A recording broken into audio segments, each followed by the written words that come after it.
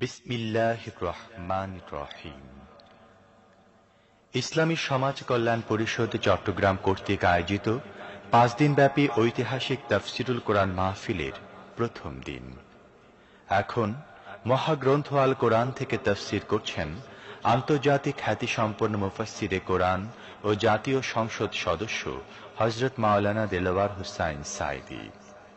শব্দগ্রহণে মাসিন sound system, প্রযোজনায় CHP, পরিবেশনায় স্পন্দন audio visual centre, Dhaka. সুধীমণ্ডলী, এখন শুনবেন তাফসির মাহফিল 98 প্রথম দিনের প্রথম খণ্ড। نحمده ونستعينه ونستغفره ونعوذ بالله من شرور أنفسنا ومن سيئات أعمالنا من يهد الله فلا مضل له ومن يضلل فلا هادي له ونشهد أن لا إله إلا الله وحده لا شريك له ونشهد أن سيدنا وحبيبنا ومولانا محمدا عبده ورسوله الذي أرسله بالحق بشيرا ونذيرا وداعيا إلى الله بإذنه وسراجا منيرا فقد قال الله تعالى في كلامه المجيد وفرقانه الحميد أعوذ بالله من الشيطان الرجيم بسم الله الرحمن الرحيم إن الله وملائكته يصلون على النبي يا أيها الذين آمنوا صلوا عليه وسلموا تسليما اللهم صل على سيدنا مولانا محمد وعلى آل سيدنا مولانا محمد জোরে সোরে মোহব্বতের সাথে পড়েন আল্লাহুম্মা সাল্লি আলা মাওলানা মুহাম্মদ ওয়া আলা আলি সাইয়্যিদিনা মাওলানা মুহাম্মদ বালাগাল উলা বিকামালিহি كشف الدجى بجماله حسنت جميع خصاله صلوا عليهم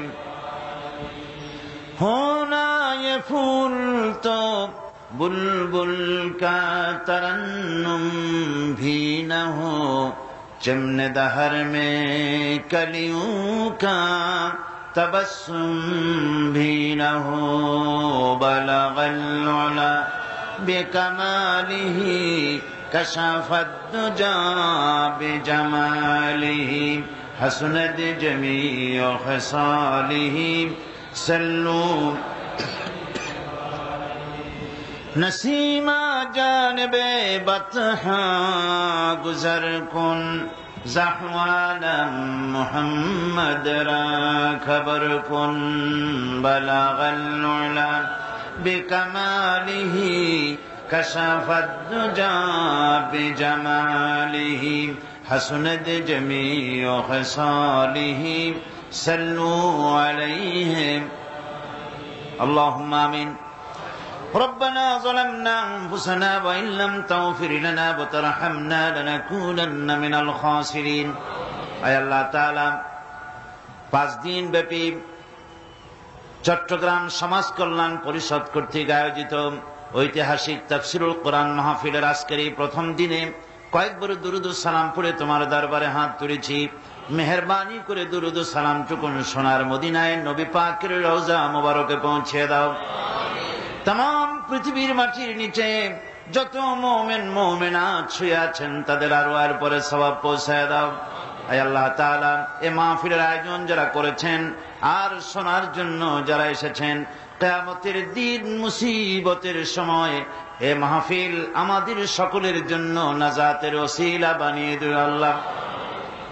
ইয়া রব, करम तू अगर करे वो बात दे जुबां को जो दिल पर असर करे।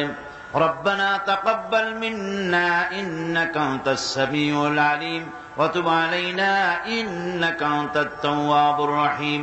सुब्हान रब्बिका रब्बिल इज्जति अम्मा यसिफून व सलामुन अलल मुरसलीन अल्हम्दुलिल्लाहि रब्बिल आलामीन। जनाब सभापति,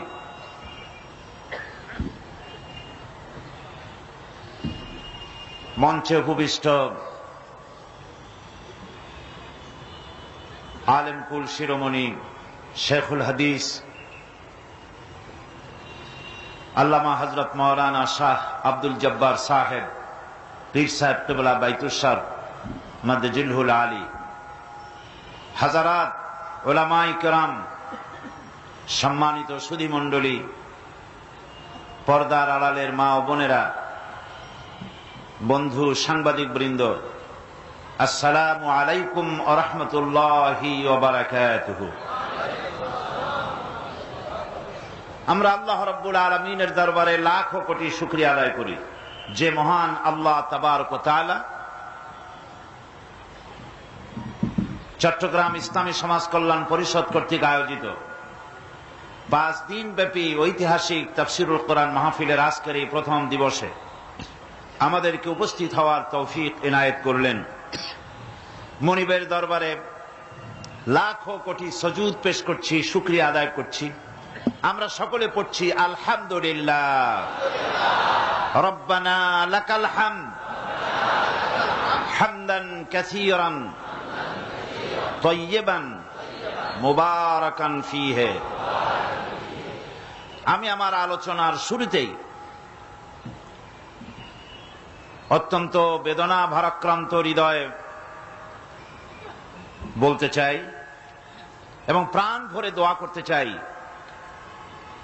সেই চট্টগ্রামের কিছুদিন আগে ঘটে যাওয়া দুর্ঘটনা, ভূমিকম্পের মাধ্যমে হামজার বাগে ভূমিকম্পের কারণে যে সমস্ত আল্লাহর বান্দা বান্দিরা দুনিয়া থেকে বিদায় হয়ে গেছেন, যে সমস্ত মাসুম বান্দা বান্দিরা বিদায় হয়ে গেছেন, আমিন জুট মিলের কলোনিতে অগ্নিকাণ্ডে যে সমস্ত আল্লাহর বান্দা বান্দিরা দুনিয়া থেকে বিদায় হয়ে গেছেন, অভূতপূর্ব এই বড় রকমের ভূমিকম্পের দুর্ঘটনা যা চট্টগ্রামে ঘটল, এজন্য আল্লাহ পাকের কাছে দোয়া করে নিতে চাই, যারা মারা গেলেন এসব মুসলিম নরনারীকে আল্লাহ পাক যেন শাহাদাতের মর্যাদা দান করেন। তারা যাদেরকে রেখে গেছেন দুনিয়ায়, তাদেরকে আল্লাহ পাক যেন সাহারা দান করেন এবং এই জাতীয় দুর্ঘটনা থেকে, আযাব ও গজব থেকে আল্লাহ পাক যেন গোটা বাংলাদেশকে, গোটা মুসলিম মিল্লাতকে যেন আল্লাহ পাক হেফাজত করেন।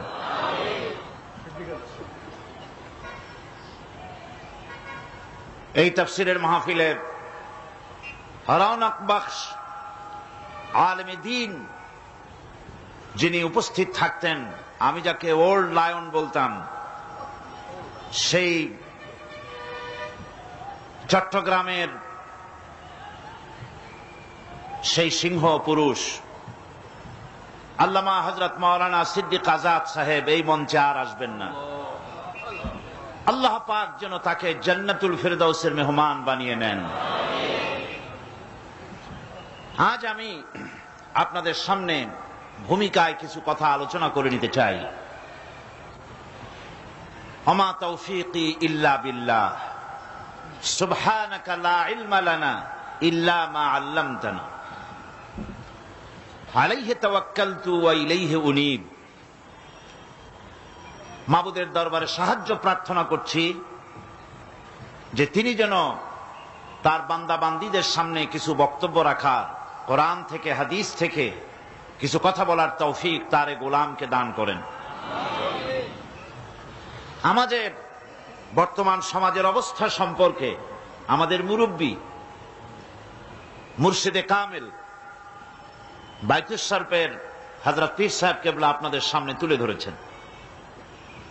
আপনারা অত্যন্ত মনোযোগ সহকারে, আমরা সবাই মিলে অত্যন্ত মনোযোগ সহকারে তার বক্তব্য অনুধাবন করেছি, হৃদয়ঙ্গম করেছি। আল্লাহ পাক তাকে সুস্থ রাখুন, আল্লাহ পাক তাকে হায়াতে তাইয়্যিবা দান করুন, আল্লাহ পাক তাকে সেহাতে কুল্লিয়া দান করুন। এ জাতির হেদায়েতের জন্য আল্লাহ পাক দীর্ঘদিন তাকে বাঁচিয়ে রাখুন। সভাপতির জন্য দোয়া করে নিতে হয়। হযরত মাওলানা কুতুবউদ্দিন সাহেব দামাত বারকাতুহুল আলিয়া, যিনি খুব সুন্দর করে প্রতি বছর তার সুললিত কণ্ঠে স্বরচিত শের পড়ে তিনি শোনান, কবিতা পড়ে শোনান, গোটা মাহফিলকে মাতিয়ে তোলেন। আল্লাহ পাক তার ইলমি যোগ্যতা আরো বাড়িয়ে দিন, আল্লাহ পাক তার প্রতি রহম করুন। সমস্ত উলামায়ে কিরামদের উপরে, মাশায়েখ ইজামদের উপর আল্লাহ পাক রহম করুন। আমি আপনাদের সামনে কথাটা এভাবে তুলতে চাই যে আজ আমি মাওলানা শামসুদ্দিন সাহেবকে জিজ্ঞেস করেছিলাম কদিন আগে যে এই তাফসীরের মাহফিল কতদিন ধরে চলছে। উনি বলছেন এইটা নাকি 20 বছর পূর্ণ হচ্ছে। 20 বছর ধরে আমরা কোরআনে কারীমের তাফসীর শুনলাম, আমাদের মধ্যে পরিবর্তন কতটা এসেছে, এ জাতির মধ্যে, এ দেশের মানুষের মধ্যে কতটা পরিবর্তন এসেছে, সেটাই সবচাইতে বড় প্রশ্ন। কোরআন কি শুধু শোনার জন্য এসেছে? কোরআন কি শুধু চুমা খাওয়ার জন্য এসেছে? কোরআন কি শুধু মাথায় রাখার জন্য এসেছে? কোরআন শরীফ কি জন্য এসেছে? আমরা তো শুধু শুনি, চুমা খাই, মাথায় লাগাই, বুকে লাগাই, কিন্তু কোরআন থেকে হেদায়েত গ্রহণ করি না।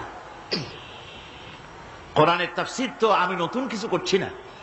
আমি কোরআনে কারীমের খেদমত যারা করেন তাদের মধ্যে, অতীতে যারা খেদমত করেছেন, এখন যারা করছেন, তাদের মধ্যে আমি হচ্ছি তালিবে ইলম, সবচেয়ে ছোট্ট নগণ্য আল্লাহ পাকের এক নগণ্য গোলাম। এর আগে বহু তাফসীর হয়েছে, কিন্তু মানুষের পরিবর্তন, চরিত্রের, আখলাকের, সমাজের, রাষ্ট্রের পরিবর্তন দেখতে পাই নাই। খুব কম পরিবর্তন হচ্ছে।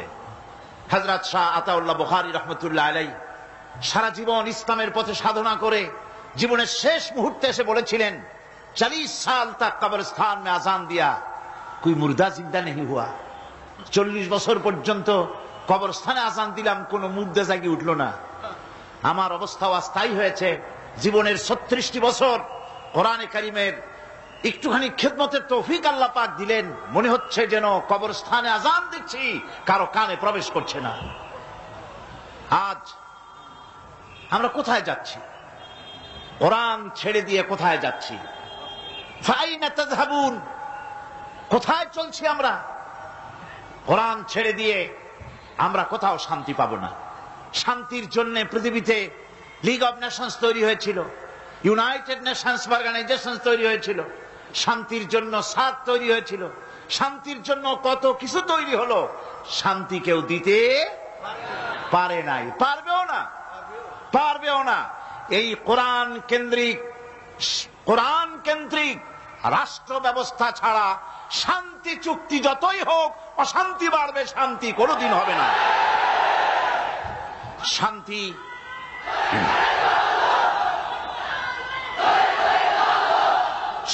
প্রতিষ্ঠার জন্য এ কোরআনের কাছে আসতে হবে। কোরআন দিয়ে নিজের আখলাককে, ব্যক্তি, পরিবার, সমাজ ও রাষ্ট্রের চরিত্রকে বদলাতে হবে, নইলে শান্তি ফিরে আসবে না। কোরআনে কারীম হচ্ছে আসল জ্ঞান, এই জ্ঞানের কাছে ফিরে যেতে হবে। এই জ্ঞান আসছে কার কাছ থেকে? আল্লাহ পাকের কাছ থেকে। যুগ যুগ ধরে, শতাব্দীর পর শতাব্দী ধরে, 1500 বছর পর্যন্ত কোরআন পৃথিবীর মানুষের কাছে আছে। আমি তো মনে করি কোরআনের চাইতে মজলুম কিতাব এই পৃথিবীতে আর একটাও নাই। আমরা কোরআনের প্রতি জুলম করেছি, অত্যাচার করেছি, কোরআনের হক আমরা আদায় করিনি। ব্যাখ্যা আমরা করি, বক্তব্য রাখি, লোকেরা কষ্ট করে আসেন, শুনে চলে যান, কিন্তু আমলের ময়দানে ঘাটতি ছাড়া পরিপূর্ণ আমল হয়ে, আমলটা যেমন হওয়া উচিত ছিল সেটা সমাজে আজ হচ্ছে না। মানুষ মনে করছে বিজ্ঞান সবকিছু, বিজ্ঞানের দিকে দৌড়াচ্ছে, মানুষের তৈরি করা মতবাদের দিকে দৌড়াচ্ছে। একবার ফুটবলের মতো হয়ে গিয়েছে মানুষ। কিসের মতো হয়েছে বলুন? ফুটবলের মতো। এ শট মারে, ও হেড করে, ও আর এক লাথি মারে, সে আর এক লাথি মারে। এইভাবে করে মানুষ আজ ফুটবলের মতো লাঠি খেয়ে বেড়াচ্ছে, কখনো জাতীয়তাবাদের দিকে, কখনো সমাজতন্ত্রের দিকে, কখনো পুঁজিবাদের দিকে, আর কখনো শিখ মতবাদ ধর্ম নিরপেক্ষতাবাদের দিকে ফুটবলের মতো গোটা জাতি দৌড়াচ্ছে। পৃথিবীর মানুষের কাছে, পৃথিবীর মানুষের জন্য শান্তি প্রতিষ্ঠা হবে না যতক্ষণ পর্যন্ত কোরআনের কাছে না আসি। কারণ আসল জ্ঞান এখানে আমাদেরকে কম জ্ঞান দেওয়া হয়েছে। ওমা উতীতুম মিনাল ইলমি ইল্লা কালিলা, খুব সামান্যতম জ্ঞান আমাদেরকে দেওয়া হয়েছে। সামান্যতম জ্ঞান, সামান্যতম জ্ঞান আমাদের দেওয়া হয়েছে। এই সামান্যতম জ্ঞান দিয়ে আমরা উন্নতি করেছি ঠিকই। আমরা রাসূল করিম সাল্লাল্লাহু আলাইহি ওয়াসাল্লামের যুগটাকে আইয়ামে জাহিলিয়াত বলি, হুজুর আসার আগের যুগটাকে আইয়ামে জাহিলিয়াত বলি, সেই যুগটাকে ডেজ অব ইগনোরেন্স বলি, সেই যুগটাকে অন্ধকার যুগ বলি। আমি প্রশ্ন রাখি, সেই যুগের চাইতে আমার বর্তমান যুগ আর এই দুইটা যুগের মধ্যে আপনি একটু ডিফার করেন তো, একটু পার্থক্য করুন তো, কোন যুগটা খারাপ, এই যুগটা না রাসূল আসার আগের যুগটা? সে যুগের মানুষ তো, যেটাকে ডেজ অব ইগনোরেন্স বলি, অন্ধকার যুগ বলি, সেই যুগের মানুষ তো কোন স্ত্রীকে তার স্বামীর সামনে, স্বামীকে ঘুঁটির সাথে বেঁধে তার স্ত্রীকে উলঙ্গ করে স্বামীর সামনে ধর্ষণ করেছে, এর ইতিহাস তো আমরা পড়ি নাই। মায়ের সামনে, বাবার সামনে তার কন্যাকে, যুবতী কন্যাকে উলঙ্গ করে পালাক্রমে ধর্ষণ করা হচ্ছে, এর ইতিহাস তো আমরা পড়ি নাই। সুতরাং আজ সেই যুগের চাইতে এই যুগে আমরা মোটেই আগাতে পারি নাই, বরং শিক্ষার নামে, বিজ্ঞানের উৎকর্ষের নামে, সাহিত্যের নামে, শিল্পের নামে, সংস্কৃতির নামে, রাজনীতির নামে, নতুন নতুন যুগ পরিবর্তনের নামে আমরা ধ্বংসের দিকে আগায় যাচ্ছি। আজ আমরা উন্নতি ঠিকই করেছি। আগে আমরা উঠে চড়তাম, পায়ে হাঁটতাম, এখন আমরা গাড়িতে চলি। গরু গাড়িতে চলতাম, রিক্সায় চড়তাম, এখন আমরা গাড়িতে চলি। আগে আমরা কোন ক্রমে উঠে ঠুটে চড়ে বেড়াতাম, এখন আমরা প্লেনে চড়ে বেড়াই, দুনিয়ার এ মাথা ও মাথা যাতায়াত করি।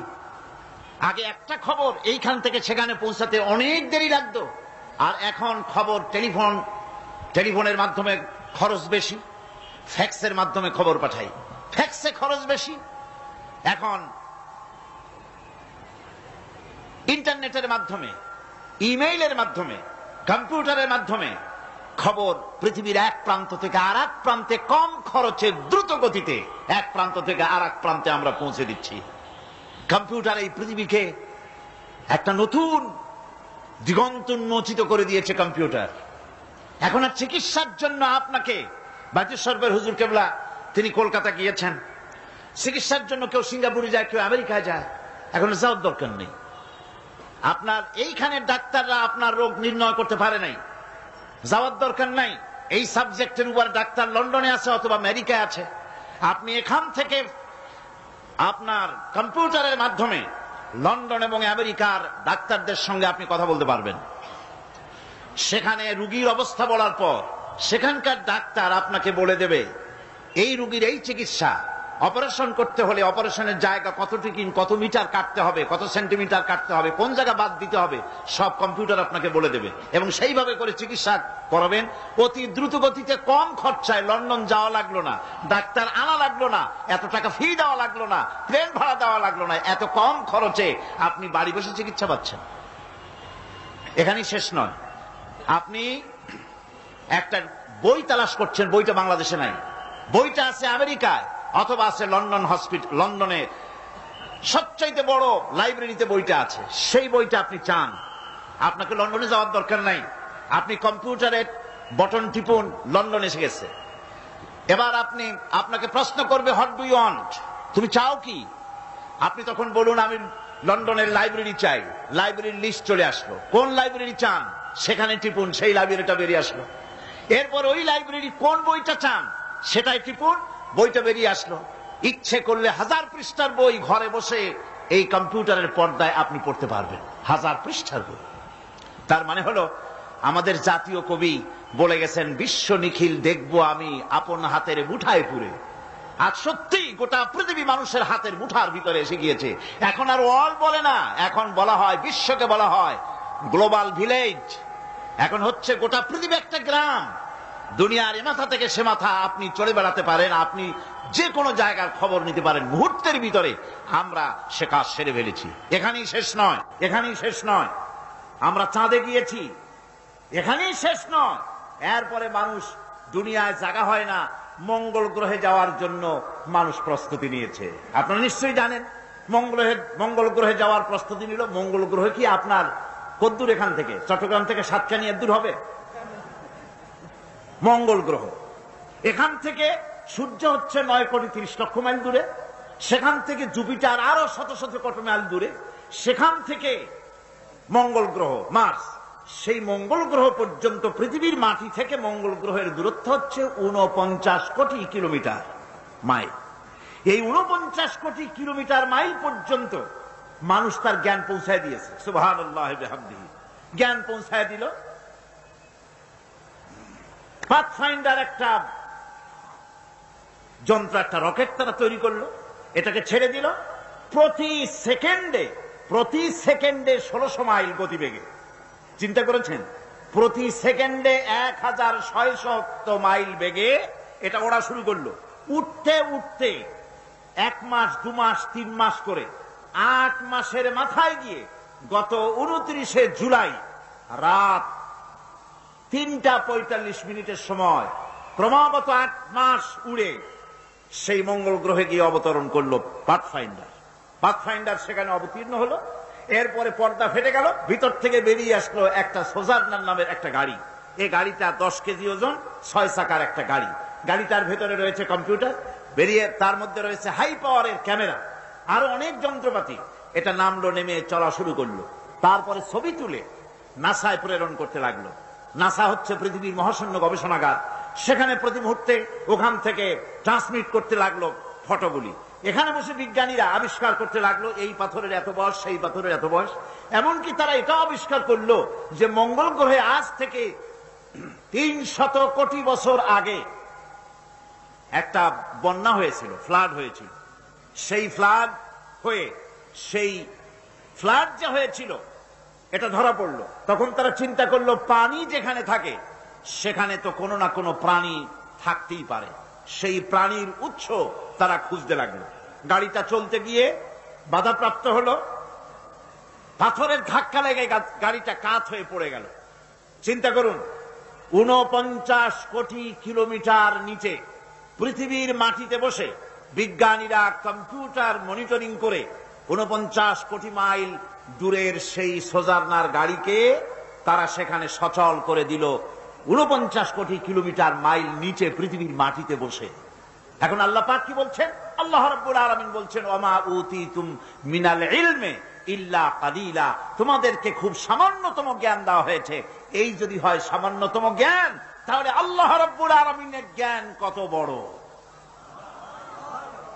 সেই সর্বজ্ঞানের আধার, সমস্ত জ্ঞানের উৎস আল্লাহ সুবহানাহু ওয়া তাআলা।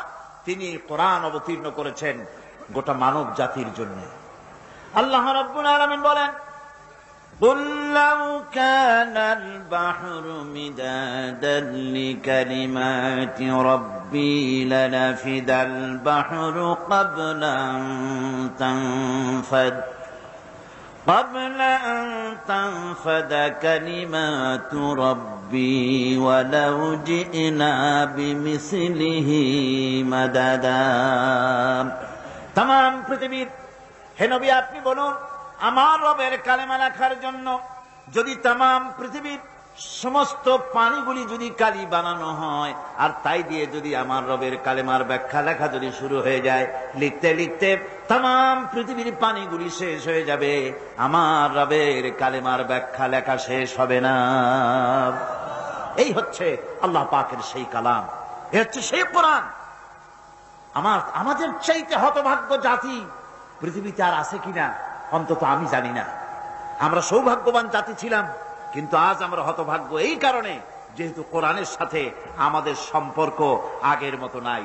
আমাদের পূর্ব পুরুষরা কোরআনের সাথে যে সম্পর্ক রাখতেন, আমরা সেই সম্পর্ক আজ আর রাখি না। কোরআন শরীফ আমি যদি জিজ্ঞেস করি, এই আমরা যারা এই মাহফিলে ওয়াজ শুনতে এসেছি, তাফসীর শুনতে এসেছি, কয়জনের বাড়িতে প্রত্যেক দিন ফজরের পর তেলাওয়াত হয়, যদি হাত তুলতে বলি তাহলে হাত বেশি উঠবে না কম উঠবে আপনারা বলেন? এরপরে যদি প্রশ্ন করি যে কয়জন তার বাড়িতে কোরআন শরীফ বুঝে পড়তে পারেন, তাহলে হাত কি আরো বেশি উঠবে না আরো কম উঠবে? তাহলে কোরআন শরীফের সঙ্গে আমরা অত্যাচার করছি, জুলুম করছি, এই কথাগুলি আমাদের মনে রাখা দরকার। এই কোরআনের মাহফিলে আজকে যারা হিন্দু ভাইরা এসেছেন, বৌদ্ধ এসেছেন, খ্রিস্টান এসেছেন, অমুসলিম ভাইরা এসেছেন, আমি তাদের সকলকে এই মাহফিলের পক্ষ থেকে, আমাদের অন্তরের অন্তঃস্থল থেকে আপনাদেরকে মোবারকবাদ জানাই, আপনাদেরকে শুভেচ্ছা জানাই, স্বাগতম জানাই। কারণ এ কোরআন শুধু মুসলমানদের জন্য নয়, এ কোরআন পৃথিবীর কোন একটি যুগের জন্য, কোন একটি বিশেষ জাতির জন্য কোরআন অবতীর্ণ হয় নাই।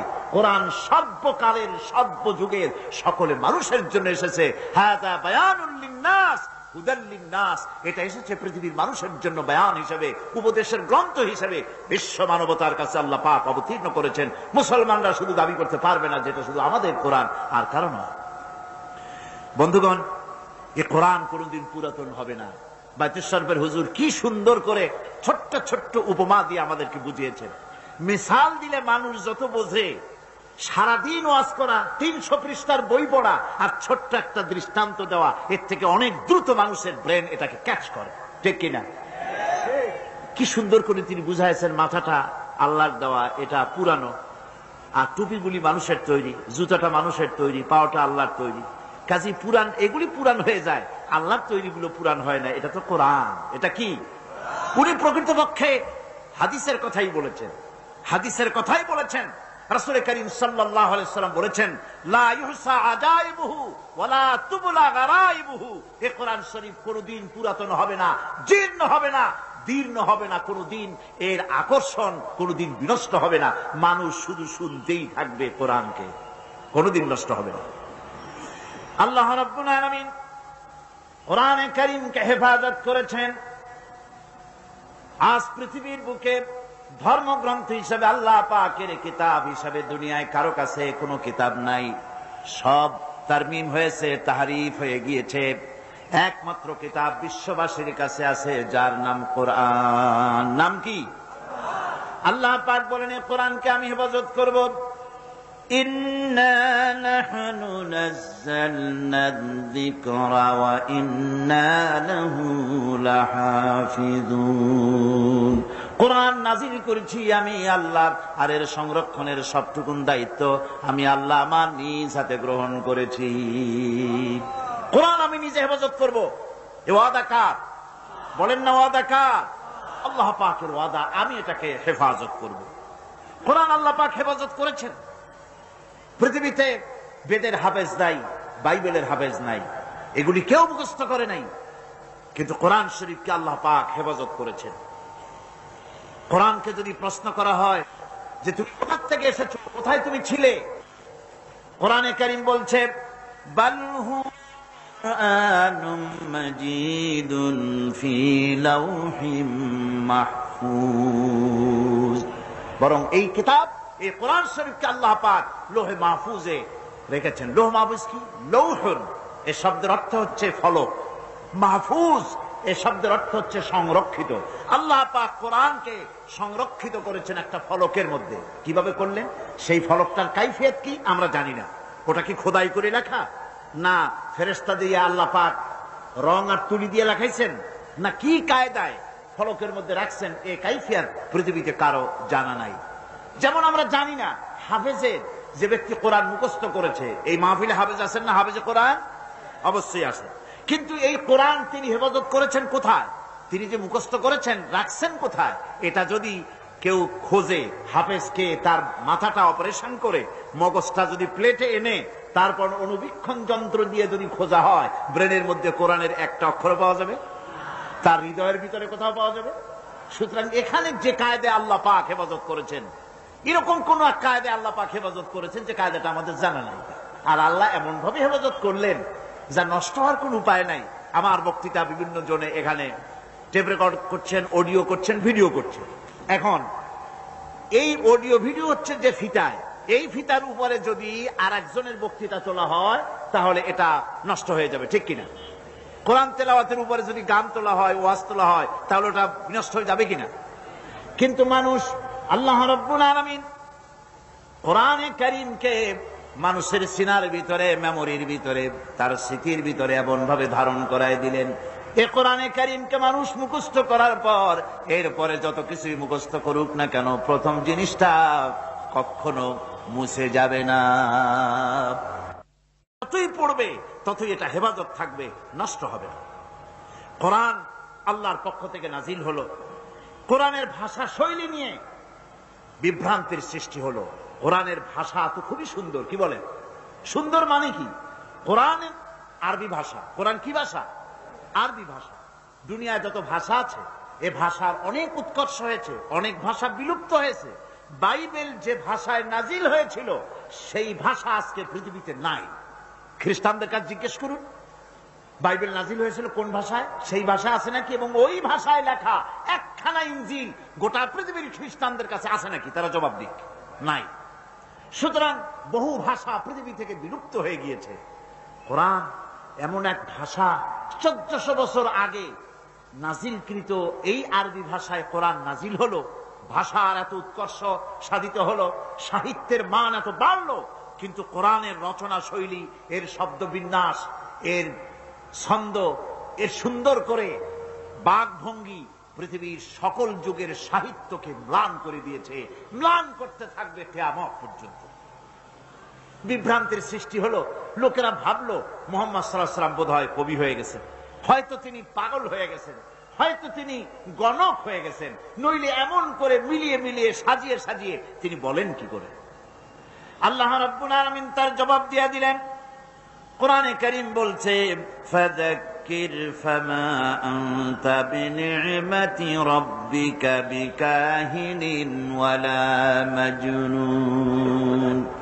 আপনার রবের করুণা আপনি উপদেশ দিয়ে যান, আপনার রবের মেহেরবানিতে আপনি গণক নন আর উন্মোদন নন, আপনি পাগল না, গণক না, কবিও না। আপনার কাছে যেটা নাজিল হচ্ছে সেটা হলো ওহী, আমার পক্ষ থেকে ওহী অবতীর্ণ হচ্ছে। সুতরাং মানুষ বিভ্রান্তির মধ্যে যতই পড়ুক না কেন, কোরআনে কারীম তার নিজস্ব ভাবধারা নিয়ে পৃথিবীর মধ্যে টিকে থাকবে। এই পৃথিবীতে এমন একখানা বই নাই যে বই সম্পর্কে তার লেখক বলবে যে আমি একখানা বই লিখছি যাতে কোনো ভুল নাই। বলেন তো ভাইরা, সুধীমণ্ডলী বলুন, পৃথিবীতে এমন কোন লেখকের সন্ধান কি আপনি পেয়েছেন যে লেখক বলতে পেরেছে যে আমি যে বই লিখেছি এতে কোনো ভুল নাই? কথা বলছেন না কেন? অথচ এই কোরআন যিনি পাঠালেন, কে পাঠালেন? আল্লাহ রাব্বুল আলামিন। এর শুরুতেই তিনি ঘোষণা করেছেন, আলিফ লাম মিম যালিকাল কিতাবু লা রাইবা ফীহি। আলিফ লাম মিম, এ হচ্ছে সেই মহাগ্রন্থ যার ভিতরে সন্দেহের লেশ মাত্র নাই। সুবহানাল্লাহি ওয়া বিহামদিহি। দুনিয়ায় সমস্ত বই শুরু হয় লেখকের দুর্বলতা দিয়ে। তিনি লেখেন, এই বই লিখতে গিয়ে যদি আমার কোনো ভুল হয়ে থাকে, কেউ যদি আমাকে ধরায় দেন, তাহলে আগামী সংস্করণে আমি তা পরিশুদ্ধ করিতে বাধ্য থাকিব। এরকম বলে কিনা? কিন্তু এই কিতাবের কাইফিয়াত ভিন্ন রকম, এই কিতাবের কায়দা ভিন্ন রকম। কোরআন নাজিল যিনি করলেন তার প্রশংসা দিয়ে কোরআন শুরু হলো। আলহামদুলিল্লাহি রাব্বিল আলামিন। সবাই পড়েন, আলহামদুলিল্লাহি রাব্বিল আলামিন। সমস্ত প্রশংসা আল্লাহ পাকের, যিনি তামাম জাহানের পালনেওয়ালা। সুতরাং এই কিতাবের ভিতরে সন্দেহের কোনো কারণ নাই। পৃথিবীর মানুষকে আল্লাহ পাক চ্যালেঞ্জ করেছেন, যদি সন্দেহ হয়, ইন কুনতুম ফি রাইবিম মিম্মা নাযালনা আলা আবদিনা ফাআতু বিসূরাতিন মিন মিসলিহি। যদি সন্দেহ হয় আমার বান্দার উপরে যে কিতাব আমি অবতীর্ণ করেছি, যদি সন্দেহ হয় যেটা আমার বান্দার বানানো, তাহলে কোরআনের মতো করে সূরা বানায় আনো। 1400 বছর পার হয়ে গেল, আল্লাহ রাব্বুল আলামিনের এই চ্যালেঞ্জের মোকাবেলা কেউ করতে পারে নাই। ভবিষ্যতে পারবে নাকি? পারবে? আল্লাহ পাক এরপরে বললেন, قُلْ لَئِنِ اجْتَمَعَتِ الْإِنسُ وَالْجِنُّ عَلَىٰ أَن يَأْتُوا بِمِثْلِ هَٰذَا الْقُرْآنِ لَا يَأْتُونَ بِمِثْلِهِ وَلَوْ كَانَ بَعْضُهُمْ لِبَعْضٍ ظَهِيرًا। নবী আপনি বলুন, तमाम পৃথিবীর সমস্ত মানব জাতি আর জিন জাতি যদি একত্রিত হয় আর পরস্পরকে যদি সহযোগিতা করে আর এই কোরআনের মতো যদি একখানা কোরআন তারা আনয়নের চেষ্টা করে, সকলে ব্যর্থ হয়ে যাবে। কিয়ামত পর্যন্ত কোরআনের মতো কোরআন কেউ বানাইতে পারবে না। এই চ্যালেঞ্জ আল্লাহ পাকের 1400 বছর পার হয়ে গেল, এই চ্যালেঞ্জের মোকাবেলা কেউ করতে পারে নাই। বন্ধুগণ, আল্লাহ নাই এ কথা তো পৃথিবীর অনেকেই বলেছে, বলে নাই? বলেছে কিনা কোন? অনেকেই বলেছে দেয়ার ইজ নো গড, স্রষ্টা বলতে কেউ নাই, এ কথা বলেছে, পাগলেরা বলেছে। কিন্তু কোরআন আল্লাহর কিতাব নয়, এটা মানুষের বানানো, এ কথা কেউ বলে না, বলতে পারে না। কারণ কেউ যদি এ কথা বলে যেটা আল্লাহর বানানো নয়, এটা মানুষের বানানো, তাহলে তাকেই লোকেরা ধরবে। যেটা যদি সত্যি মানুষের হয়, তুমিও তো মানুষ, বানায় দেখো কোরআন শরীফ, বানাও একখান দেখি আমরা। পৃথিবীর কোন মানুষ জাতে মাতাল হলেও ওরা তালে ঠিক আছে, এই কথা কেউ বলবে না, এই কথা কেউ বলবে না যেটা মানুষের বানানো। যেহেতু আল্লাহ পাক চ্যালেঞ্জ দিয়ে ছেড়েছেন, ফাতু বিসূরাতিন, ছোট্ট একটি সূরাও যদি হয়, বানাও কোরআন, কেউ পারে না। সুতরাং এই কোরআনের রয়েছে বড় রকমের বৈশিষ্ট্য রয়েছে কোরআনে কারিমে। এটা হচ্ছে কালামে রব্বানি, আল্লাহ পাকের আখেরি কালাম, মানুষের জন্য আল্লাহ পাকের তরফ থেকে নাজিল করা সর্বশেষ হেদায়েতের গ্রন্থ, তাবিজের কিতাব নয়। কি বলেন, কোরআন কি তাবিজের কিতাব? না, এটা তাবিজের কিতাব নয়। কোরআন শরীফ হেদায়েতের গ্রন্থ, সর্বশেষ হেদায়েতের কিতাব, আল্লাহর পক্ষ থেকে। আর কোন বাণী পৃথিবীর মানুষের জন্য আসবে না। কি বলেন, আসবে নাকি? আর আসবে না, শেষ হয়ে গিয়েছে। আল্লাহর বলা যা বলা শেষ হয়ে গিয়েছে।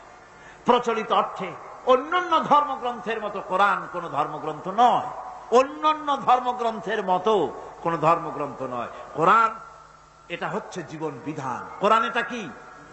আরো জোরে বলেন না, এটা কি? অন্যান্য ধর্মগ্রন্থে যা পাবেন না, তা কোথায় পাবেন? কোথায় পাবেন? এ কোরআনে কারিমে সব পাওয়া যাবে।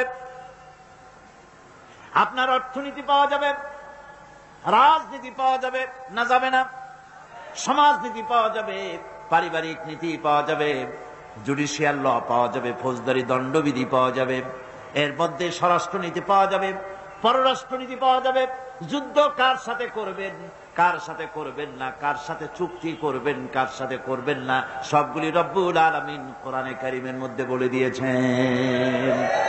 সব কোথায় আছে? কোরআন আছে। নাদান কোরআন পড়ে না, কোরআন বোঝে না, যার জন্য কোরআনকে এড়িয়ে চলার প্রবণতা সৃষ্টি হয়েছে। শান্তি হবে না। শান্তির জন্য যত প্রচেষ্টা করুক পৃথিবীর মানুষ, বিশ্বাস করুন শান্তি হবে না, হবে না, হবে না। দেখেন না, আমাদের দেশে রেডিওতে বলে, এক শ্রেণীর লোকেরা এসে ধর্মগ্রন্থ পড়ে আর বলে বিশ্বের সকল জাতির কল্যাণ হোক, মঙ্গল হোক, তারপরে বলে ওং শান্তি, ওং শান্তি। আমি বলেছি, এই ওং ওং করতে করতে যদি রেডিও টিভিতে বমিও কেউ করে দেয়, অন্তত শান্তি হওয়ার কোনো সম্ভাবনা নাই। নিজের মাথার যন্ত্রণা বাড়বে, শান্তি হবে না। কারণ পৃথিবী সৃষ্টি করেছেন আমার আল্লাহ। যারা বলেন কে সৃষ্টি করেছেন? আল্লাহর নাম নিতে কি শরম করে না ভয় করে? চিল্লায় কোন, পৃথিবীকে কে সৃষ্টি করেছেন? আকাশকে সৃষ্টি করেছেন, মানুষকে কে সৃষ্টি করেছেন? সুতরাং আইন চলবে কার? আলা লাহুল খালকু ওয়াল আমর, সৃষ্টি যার, আইন চলবে সেই আল্লাহ রাব্বুল আলামিনের। তাহলেই পৃথিবীতে শান্তি হবে, নইলে শান্তি হবে না। লিখে রাখেন, লিখে রাখেন, হবে না। পুঁজিবাদ দিয়ে, সমাজতন্ত্র দিয়ে, ধর্মনিরপেক্ষতাবাদ দিয়ে যদি শান্তি হইতো তো কবে হয়ে যাইতো। সুতরাং এগুলি হবে না। এগুলি নতুন করে চিন্তা করে যারা অগ্রসর হচ্ছেন, বোকার স্বর্গে বাস করছেন। হাতি ঘোড়া গেল তল, ছাগলে কয় কত জল। এগুলি চলবে না, এগুলি অচল, এগুলি বাসি, এগুলি দুর্গন্ধ, এগুলি মরা লাশ, এগুলি পোকায় ধরেছে, এগুলি দুর্গন্ধ ছড়াবে, মানুষেরা শান্তি বাড়াবে। শান্তির জন্য গোটা বিশ্বকে ফিরে আসতে হবে কোরআনের কাছে। কার কাছে? কোরআনের কাছেই ফিরে আসতে হবে, তাহলেই শান্তি হবে। কারণ এ কোরআন কারো বানানো নয়। এটা কি রাসূলুল্লাহর বানানো? আল্লাহ রাব্বুল আলামিন বলেন, মা ইয়ানতিকু আনিল হাওয়া ইন হুয়া ইল্লা ওয়াহয়ুহা। আমার নবী নফসকে অনুসরণ করে, প্রবৃত্তিকে অনুসরণ করে কোন কথা তিনি বলেন না। নবী যেটা বলেন সেটা হলো ওহী। আমার পক্ষ থেকে তিনি কথা বলেন, আমার বলা কথাই বলেন। তিনি যদি আমার কোন কথা আমার নামে জানাই দিতেন, ওয়ালাউ তাকাওয়ালা আলাইনা বা'দাল আকাবিল, নিজের থেকে কোনো কথা বানায়া আমার নামে যদি তিনি চালিয়ে দিতেন, তাহলে আমি তার ডান হাতকে চেপে ধরতাম। কার? মুহাম্মদ সাল্লাল্লাহু আলাইহি ওয়াসাল্লামের ডান হাত চেপে ধরতাম এবং তার কণ্ঠনালীকে আমি কেটে ফেলে দিতাম। কণ্ঠনালীকে কেটে ফেলে দিতাম। তিনি কোন কথা নিজের থেকে বানিয়ে বলেন নাই। কোরআনের থেকে যা বলেছেন, কোরআনের নামে যা বলেছেন সব আমার বাণী, আমার কথা।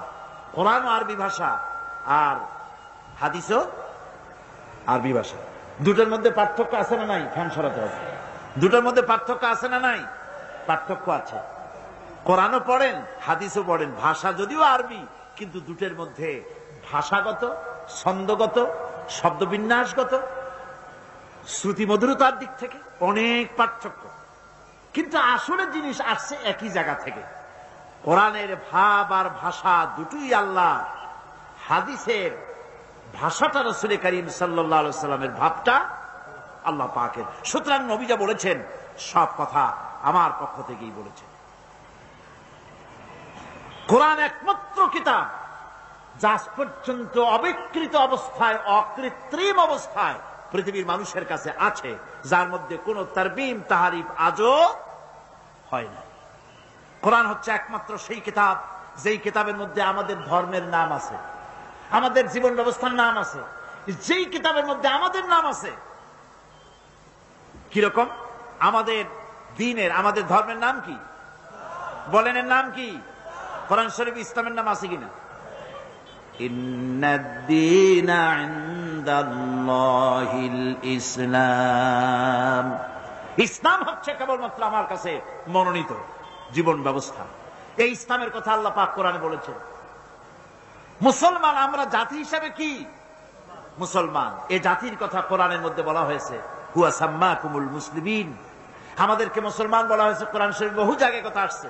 কিন্তু হিন্দু, খ্রিস্টান, বৌদ্ধ এই সব কথাগুলি তারা নিজেরা তৈরি করেছে, তাদের ধর্মগ্রন্থের মধ্যে নাই। বেদের মধ্যে কোথাও হিন্দু কথা নাই, বাইবেলের ভিতরে কোথাও খ্রিস্টানদের কথা নাই, খ্রিস্টান এই শব্দ ব্যবহার করা নাই। সুতরাং হিন্দু, বৌদ্ধ, খ্রিস্টান এসব নাম তাদের নিজেদের তৈরি করা, তাদের ধর্মগ্রন্থের ভিতরে নাই। কোরআন একমাত্র কিতাব যা এই জাতির নাম এবং দ্বীনের নাম, ইসলামের নাম, মুসলমানদের নাম কোরআনের মধ্যে আল্লাহ পাক স্পষ্ট করে ঘোষণা করে দিয়েছেন। কোরআন হচ্ছে বিশ্বের সেই কিতাব যা সর্বাধিক পঠিত। আপনি আমাকে বলেন, পৃথিবীতে একখানা কিতাবের নাম আমারে শোনান যেই কিতাবটা সবচাইতে বেশি পড়া হয়েছে, তার নাম কি? কি নাম? কোরআন। কোরআনের চাইতে বেশি পড়া হয়েছে এমন কোন কিতাব পৃথিবীতে।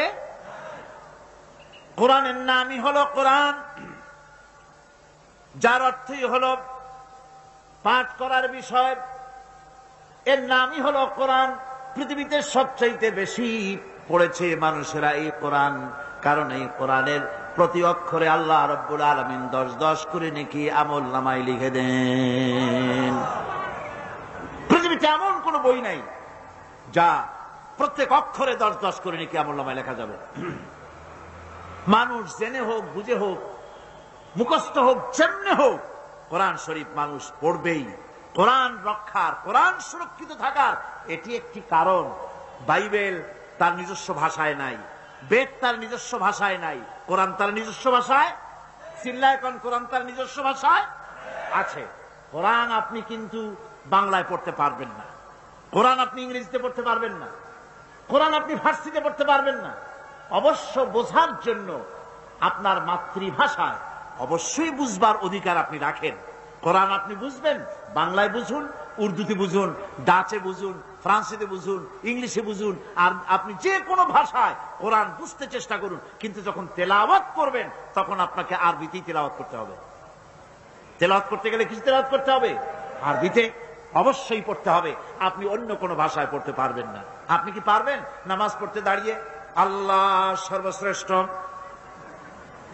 সমস্ত প্রশংসা তার যিনি তামাম জাহানের পালনেওয়ালা সৃষ্টিকর্তা, তিনি পরম করুণাময়, তিনি দয়ালু, তিনি বিচার দিনের বিচারক, তোমার কাছে সাহায্য চাই, একমাত্র তোমারই গোলামি করি, আল্লাহ সর্বশ্রেষ্ঠ। নামাজ হবে? নামাজ হবে। কোরআনকে বাধ্যতামূলক করা হয়েছে আরবিতে পড়তে হবে। কিয়ামত পর্যন্ত এই কোরআন তার নিজস্ব ভাষায় টিকে থাকবে, কারো ক্ষমতা নাই এক হরফ, একটা নক্ত পরিবর্তন করার অধিকার পৃথিবীর কোন মানুষের নয়। কোরআন শরীফ একমাত্র সেই বিশাল গ্রন্থ যা মানুষ মুখস্থ করেছে। পৃথিবীতে অন্য কোন বই কেউ মুখস্থ, অন্য কোন কিতাব কেউ মুখস্থ করতে পারে নাই। কোরআন একমাত্র কিতাব, মাতৃভাষা নয়, অথচ মুখস্থ করেছে। এইরকম কোন কিতাবের নাম আপনার জানা আছে নাকি? নাই। আমাদের মাতৃভাষা কি আরবি? কি আমাদের মাতৃভাষা? আমাদের মাতৃভাষা বাংলা। আরবি আমার মাতৃভাষা নয়, পিতৃভাষাও নয়। কিন্তু কোরআন শরীফ বাংলাদেশের হাজার হাজার লক্ষ লক্ষ মুসলমান মাতৃভাষা নয়, আরবি ভাষা, কোরআনের মতো এত বড় কিতাব মুখস্থ করে সিনার মধ্যে জমা করেছে। পাকিস্তানের ভাষা উর্দু, ভারতের ভাষা হিন্দি, উর্দু, নানান ভাষা আছে। আমেরিকা, ইংল্যান্ডে ইংরেজি ভাষা আছে, বিভিন্ন জায়গায় ইংরেজি, বিভিন্ন রকমের ভাষা আছে। যত ভাষার লোক হোক না কেন, কোরআন যারা মুখস্থ করে নিজের মাতৃভাষা নয় অথচ মুখস্থ করেছে, এমন নজির, এমন দৃষ্টান্ত পৃথিবীতে কোথাও নাই। সুবহানাল্লাহ। কোরআন হচ্ছে সেই কিতাব যা আল্লাহ পাক রাসূল করিম সাল্লাল্লাহু আলাইহি ওয়াসাল্লামের জীবনের জন্য একটা মুজিজা হিসেবে পৃথিবীর মানুষের কাছে রাসূলের মাধ্যমে পাঠিয়েছেন, গোটা বিশ্ববাসীর কাছে। কোরআন হচ্ছে একটা মুজিজা। কোরআন কি মুজিজা? রাসূলের জীবনে 3000-এর অধিক মুজিজা রাসূলের জীবনে ঘটেছে, নবুয়তের জীবনে। কিন্তু কোরআন হচ্ছে সর্বশ্রেষ্ঠ মুজিজা, এর থেকে বড় মুজিজা কিছুই নাই। আল্লাহ রাসূল বিদায় হয়ে গিয়েছেন, মুজিজা তিনি রেখে গিয়েছেন। এই মুজিজা দিয়ে পৃথিবীর মানুষ কিয়ামত পর্যন্ত উপকৃত হতে থাকবে, কোনো সন্দেহ নাই। কোরআন হচ্ছে সেই কিতাব যা এক সময় নাজিল হয় নাই, এট এ টাইম নাজিল হয় নাই। কোরআন শরীফ নাজিল হয়েছে ধীরে ধীরে, আস্তে আস্তে করে 23 বছর 5 মাস ধরে ধীরে ধীরে কোরআন নাজিল হয়েছে। আর আন্দোলনের, ইসলাম হচ্ছে একটি আন্দোলনের নাম। ইসলাম কিসের নাম বলেন? ইসলাম হচ্ছে আন্দোলনের নাম, ইসলাম একটি বিপ্লবের নাম, ইসলাম একটা শরিয়তের নাম, ইসলাম একটা মুকাম্মাল নিজামে হায়াতের নাম। এই ইসলামী মুকাম্মাল নিজামে হায়াতের জন্য যখন যা দরকার, ধীরে ধীরে আল্লাহ রাব্বুল আলামিন এ কোরআন নাজিল করেছেন, হুজুর মুখস্থ করেছেন। মুখস্থ করতে গিয়া বারবার তিনি জিহ্বা নাড়াচ্ছিলেন, দ্রুত করতেছিলেন, যাতে করে একটা আয়াত, একটা জের জবর যাতে বাদ না পড়ে যায়। রাসূলুল্লাহর এই কষ্টটুকুন আল্লাহ পাক বরদাশত করলেন না, তিনি ওহী নাজিল করে দিন, লা তুহাররিক বিহি লিসানাকা লিতাআজালা বিহি। নবী কোরআনে কারীম মুখস্থ করার জন্য জিহ্বাকে এত নাড়াচাড়া করার কোনো দরকার নাই। আমার জিবরাইল আপনার প্রতি যখন ওহী নাজিল করে, আপনি আস্তে আস্তে করে একবার তার সঙ্গে উচ্চারণ করে যাবেন। গোটা কোরআন শরীফ আপনার সিনার ভিতরে মুখস্থ করায় দেওয়ার মালিক আমি আল্লাহ। আমি আপনাকে মুখস্থ করায় দিব, কোনো চিন্তা নাই। যে যুগে টেপ রেকর্ডার ছিল না, রাসূলুল্লাহর যুগে টেপ রেকর্ডার ছিল, প্রেস ছিল, কম্পিউটার ছিল, কিছুই ছিল না। ছাপাখানা নাই, প্রেস নাই, কম্পিউটার নাই, তারপরে টেপ রেকর্ডার নাই। সেই যুগের নাজিল করা কোরআন আজ পর্যন্ত আল্লাহ পাক হেফাজত করে রেখেছেন।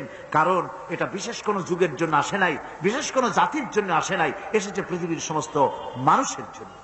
কোরআন হচ্ছে সকল প্রকার জ্ঞানের উৎস। এতে রয়েছে মানব জীবনের সকল জটিল সমস্যার সন্তোষজনক সমাধান রয়েছে কোরআনের ভিতরে। ওয়া কুল্লা শাইইন ফাসসালনাহু তাফসীলা। আমি প্রত্যেকটি বিষয়কে আমি বিস্তারিতভাবে কোরআনের ভিতরে বর্ণনা করে দিয়েছি। আল্লাহ পাক এই কোরআন নাজিল হয়েছে আল্লাহ পাকের কাছে থেকে, যিনি সবচাইতে জ্ঞানী, যার কাছে কোনো জিনিস গোপনীয় নাই। কুল আনজালাহুল্লাযী ইয়ালামুস সিররা ফিস সামাওয়াতি ওয়াল আরদ। বলুন হে নবী, এই কোরআন নাজিল হয়েছে তার পক্ষ থেকে, যার কাছে আকাশের জমিনে গোপন বলে কোনো জিনিস নাই, সব যার কাছে স্পষ্ট, সেই আল্লাহ রাব্বুল আলামিন এই কোরআন নাজিল করেছেন। সুতরাং এই কোরআন আল্লাহর পক্ষ থেকে এসেছে গোটা পৃথিবীর মানুষের জন্য। আর এর মধ্যে ওয়ানাজ্জালনা আলাইকাল কিতাবা তিবয়ানান লিকুল্লি শাই, সব জিনিস খুলে খুলে আমি কোরআনের মধ্যে বয়ান করে দিয়েছি। মানুষের জীবনের জন্য দরকার অথচ কোরআনে লেখা হয় নাই এমন কোন বিষয় নাই, সব জিনিসকে কোরআনের মধ্যে খুলে খুলে আমি বলে দিয়েছি। দেখুন 23 বছর ধরে, লক্ষ্য করুন, 23 বছর ধরে কোরআন নাজিল হলো। এটা যদি আল্লাহ ছাড়া অন্য কারো কাছ থেকে আসতো তাহলে এর একটার সাথে আরেকটার সঙ্গতি থাকতো না, এক একটা বিষয় আরেকটা বিষয়ের সাথে অসঙ্গতিপূর্ণ হয়ে যেত। কথা ঠিক কিনা? আল্লাহ রাব্বুল আলামিন বলেন আফালা ইয়াতাদাব্বারুনাল কুরআন ওয়ালাউ কানা মিন ইনদি গায়রিল্লাহি লাওয়াজাদু ফীহি ইখতিলাফান কাসীরা। তবে কি তারা কোরআন সম্পর্কে গবেষণা করে না, চিন্তা করে না, চিন্তা ভাবনা করে না? কোরআন যদি আল্লাহ ব্যতীত অন্য কারো কাছ থেকে নাজিল হতো তাহলে এই কোরআন অন্য কারো কাছ থেকে নাজিল হলে পরে এর মধ্যে দারুণ ভাবে মতভেদ এবং অসঙ্গতি তোমরা পেতে। এর মধ্যে কোনো অসঙ্গতি নাই। কোরআন শরীফ আল্লাহ পাকের কাছ থেকে এসেছে, এতে কোনো সন্দেহ নাই। এবং সকল প্রকার মানব জীবনের সব সমস্যার সমাধান কোথায় আছে? জোরে বলেন না, কোথায় আছে? এই কোরআনের ভিতরে সকল সমস্যার সমাধান আছে। কোরআনের সম্মান যদি আমরা করি আল্লাহ আমাদের সম্মান করবেন। সুবহানাল্লাহ। আমরা তো মনে করি মন্ত্রী হইতে পারলে মর্যাদা বাড়ে, এমপি হইতে পারলে মর্যাদা বাড়ে, প্রেসিডেন্ট হইতে পারলে মর্যাদা বাড়ে, মিল কলকারখানার মালিক হতে পারলে মর্যাদা বাড়ে। না, আল্লাহর নবী বলেছেন খায়রুকুম মান তাআল্লামাল কুরআনা ওয়া আল্লামাহু, তোমাদের মধ্যে উত্তম হচ্ছে সে ব্যক্তি যিনি কোরআন নিজে শেখে আর অপরকে শিখায়, সেই হচ্ছে উত্তম ব্যক্তি। কোন সুবহানাল্লাহ। কোরআন আল্লাহ পাকের কাছ থেকে এসেছে, সম্মান দিবেন আল্লাহ কোরআনের মাধ্যমে। এই জন্য হাদিস শরীফে এসেছে আন ইবনে ওমর রাদিয়াল্লাহু তাআলা আনহুমা قال قال رسول الله صلى الله عليه وسلم لا حسد الا على اثنين رجل آتاه الله القرآن فهو يقوم به آناء الليل وآناء النهار ورجل آتاه الله مالا فهو ينفق منه آناء الليل وآناء النهار رواه متفق عليه। মুত্তাফাক আলাইহি। বুখারী এবং মুসলিমের হাদিস এটি। রাসূল করিম সাল্লাল্লাহু আলাইহি ওয়াসাল্লাম বলছেন দুই ব্যক্তির সাথে ঈর্ষা করা যায়। কয় ব্যক্তির সাথে? ভালো করে শুনেন, দুই ব্যক্তির সঙ্গে ঈর্ষা করা যায়, আর কারো সঙ্গে ঈর্ষা করা যাবে না।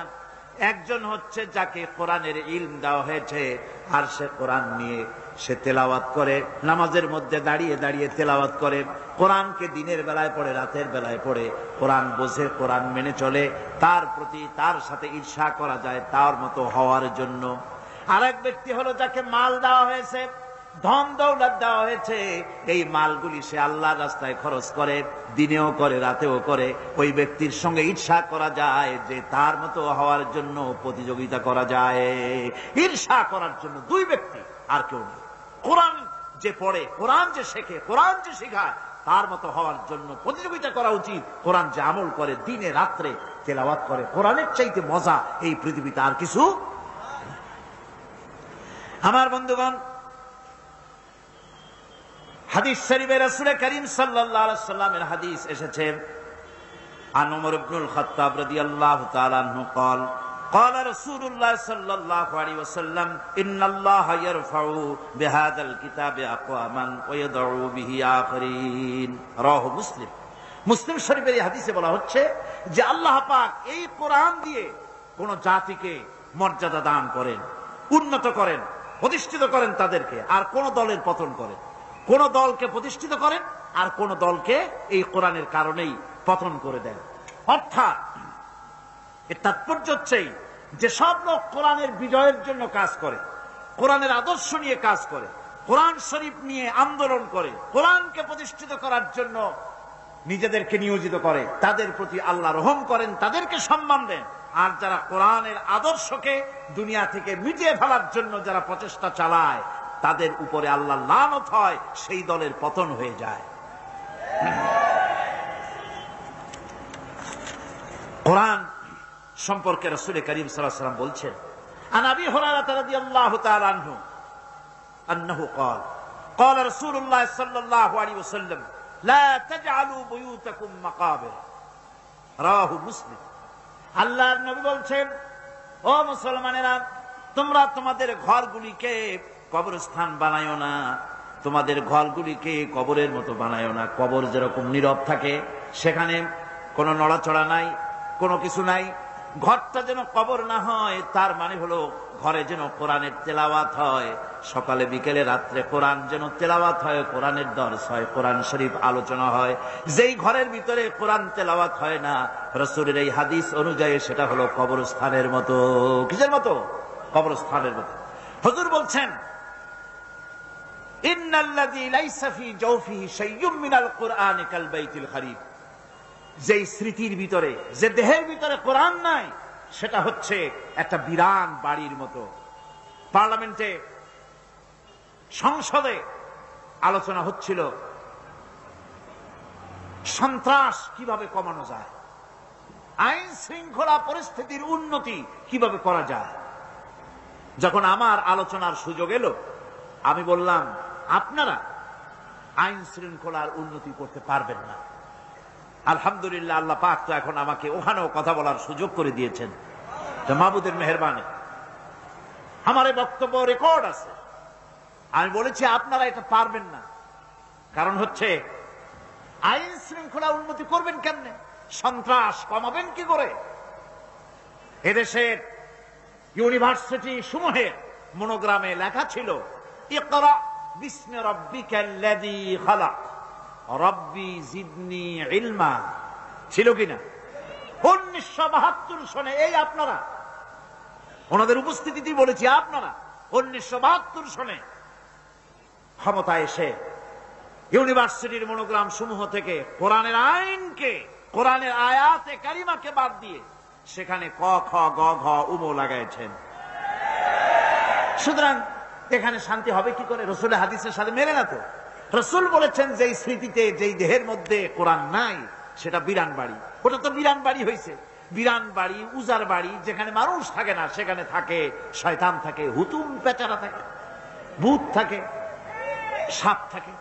সুতরাং এগুলিতে আজকে ওগুলি বাস করছে, এটা বন্ধ করতে পারবেন না। তবে আমি একথাও বলেছি সেখানে, আমি বলেছি, আপনারা বলেন বাংলাদেশে যত মাদ্রাসা আছে, আলেম মাদ্রাসা, ফাজেল মাদ্রাসা, কামেল মাদ্রাসা, দারসে নিজামের মাদ্রাসাগুলি, কওমি মাদ্রাসাগুলি, আলিয়া নিসাবের মাদ্রাসাগুলি, কোন মাদ্রাসা সন্ত্রাসের কারণে বন্ধ হয়ে গেছে? একটা নমুনা দেখান তো। ওনারা লাজবাব হয়ে গেছেন, এর জবাব ওনারা দিতে পারেন নাই, দেখাইতে পারবে না। দুটোই কিন্তু শিক্ষাঙ্গন, ওটাও শিক্ষাঙ্গন, এটাও শিক্ষাঙ্গন। ওখানে, এখানে শান্তি আছে, ওখানে না। কারণ আমি বললাম যে কোরআন শরীফ শিখায়, মাদ্রাসা এটা শিখানো হয়। মান কাতালা মুমিনান মুতাআম্মিদান ফাজাযাউহু জাহান্নাম। কেউ যদি ইচ্ছে করে কোন মুমিনকে হত্যা করে, তাহলে তার শাস্তি কি? শাস্তি কি? জাহান্নাম। আল্লাহ রাব্বুল আলামিন কোরআনে কারীমের মধ্যে বলেছেন, একটা মানুষকে যদি কেউ হত্যা করে, তাহলে সে যেন তামাম পৃথিবীর মানুষকে হত্যা করলো। আর একটা মানুষকে যদি কেউ বাঁচাই দিল, সে যেন তামাম পৃথিবীর মানুষগুলি বাঁচাই দিল। আর যে ব্যক্তি ইচ্ছে করে মানুষ হত্যা করলো, তার জায়গা হবে জাহান্নাম, চিরকাল জাহান্নামে তারে থাকতে হবে। মাদ্রাসাগুলি পড়ায়া ছাত্রদের মগজের ভিতরে, এই রক্তের ভিতরে এই আল্লাহর ভয়, জাহান্নামের ভয় ঢুকিয়ে দেওয়া হয়, যার ফলে মাদ্রাসাগুলি সন্ত্রাসের কারণে কোথাও বন্ধ হয় নাই।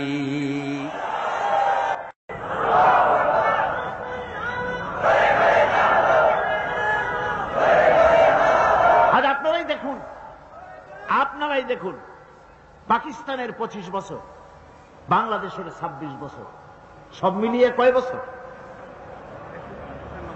অঙ্কের ছাত্র নাই এখানে? 51 বছর, অর্ধ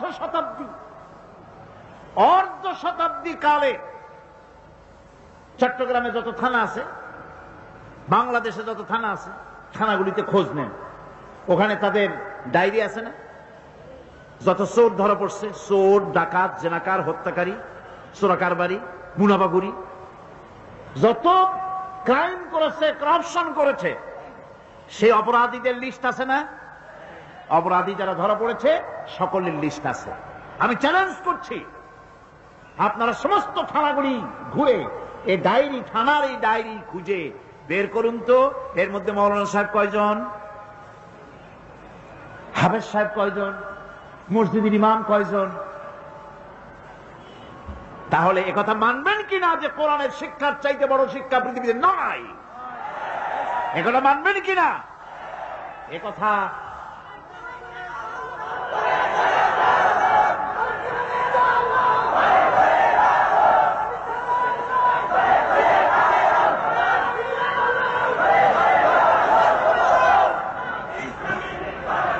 এই কোরআনের কথা, এই কোরআনের কথা আমরা যত মানব, যত তাড়াতাড়ি মানব তত তাড়াতাড়ি কল্যাণ, যত দেরিতে মানব ততই আমাদের অকল্যাণ, ঠিক কিনা? আচ্ছা, আমি আরো একটা কথা আপনাদের বলি, আজও শিক্ষা প্রতিষ্ঠানগুলিতে ওস্তাদ, শিক্ষক, টিচার, কোন শিক্ষাঙ্গনের টিচারেরা, শিক্ষকেরা ছাত্রের কাছে সম্মান বেশি পায় বলেন? আলহামদুলিল্লাহ কইতে ইচ্ছে করে না?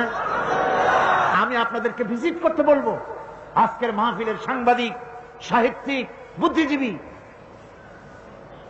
শিক্ষক সকলকে বলবো, মেহরবানি করে কোন খবর না দিয়া মাদ্রাসাগুলিতে যে দেখেন মাদ্রাসার ছাত্ররা ওস্তাদকে কিভাবে সম্মান করে। মসজিদে ওস্তাদ যখন মসজিদে ঢোকে জুতা জোড়া নিয়ে এক পাশে ছাত্ররা রেখে দেয়। ছাত্র যদি টের পায় আমার ওস্তাদ আমার পেছনে, চট করে সে ওস্তাদের পেছনে চলে যায়, সামনে হাঁটে না। ছাত্র তার ওস্তাদের জামা কাপড়গুলো গুছিয়ে দেয়, উজুর পানিটা আগায় দেয়। কিন্তু কলেজ বিশ্ববিদ্যালয় উজুর পানি জন্মের মতো খাওয়ায় দেয়, ঠিক কি রাখো? প্রফেসর পিটাইয়া প্রিন্সিপাল বানায় দেয়, প্রিন্সিপাল মাইরের ঠেলায় ভাইস চ্যান্সেলর হবে কবে সে অপেক্ষায় থাকে। কথাগুলি কি আমি বাড়ায় বললাম না ঠিক বললাম? এটা কেন? এটা এই জন্য যেহেতু এটা হচ্ছে কালামে রব্বানি, আমার আল্লাহর কালাম, আমার আল্লাহর কথা। ভাইরা বিশ্বাস করুন, এখানে যে শান্তি পাবেন পৃথিবীতে এই শান্তি কোথাও পাওয়া যাবে না। রাসূলুল্লাহ তো তার সমাজে, তিনি তো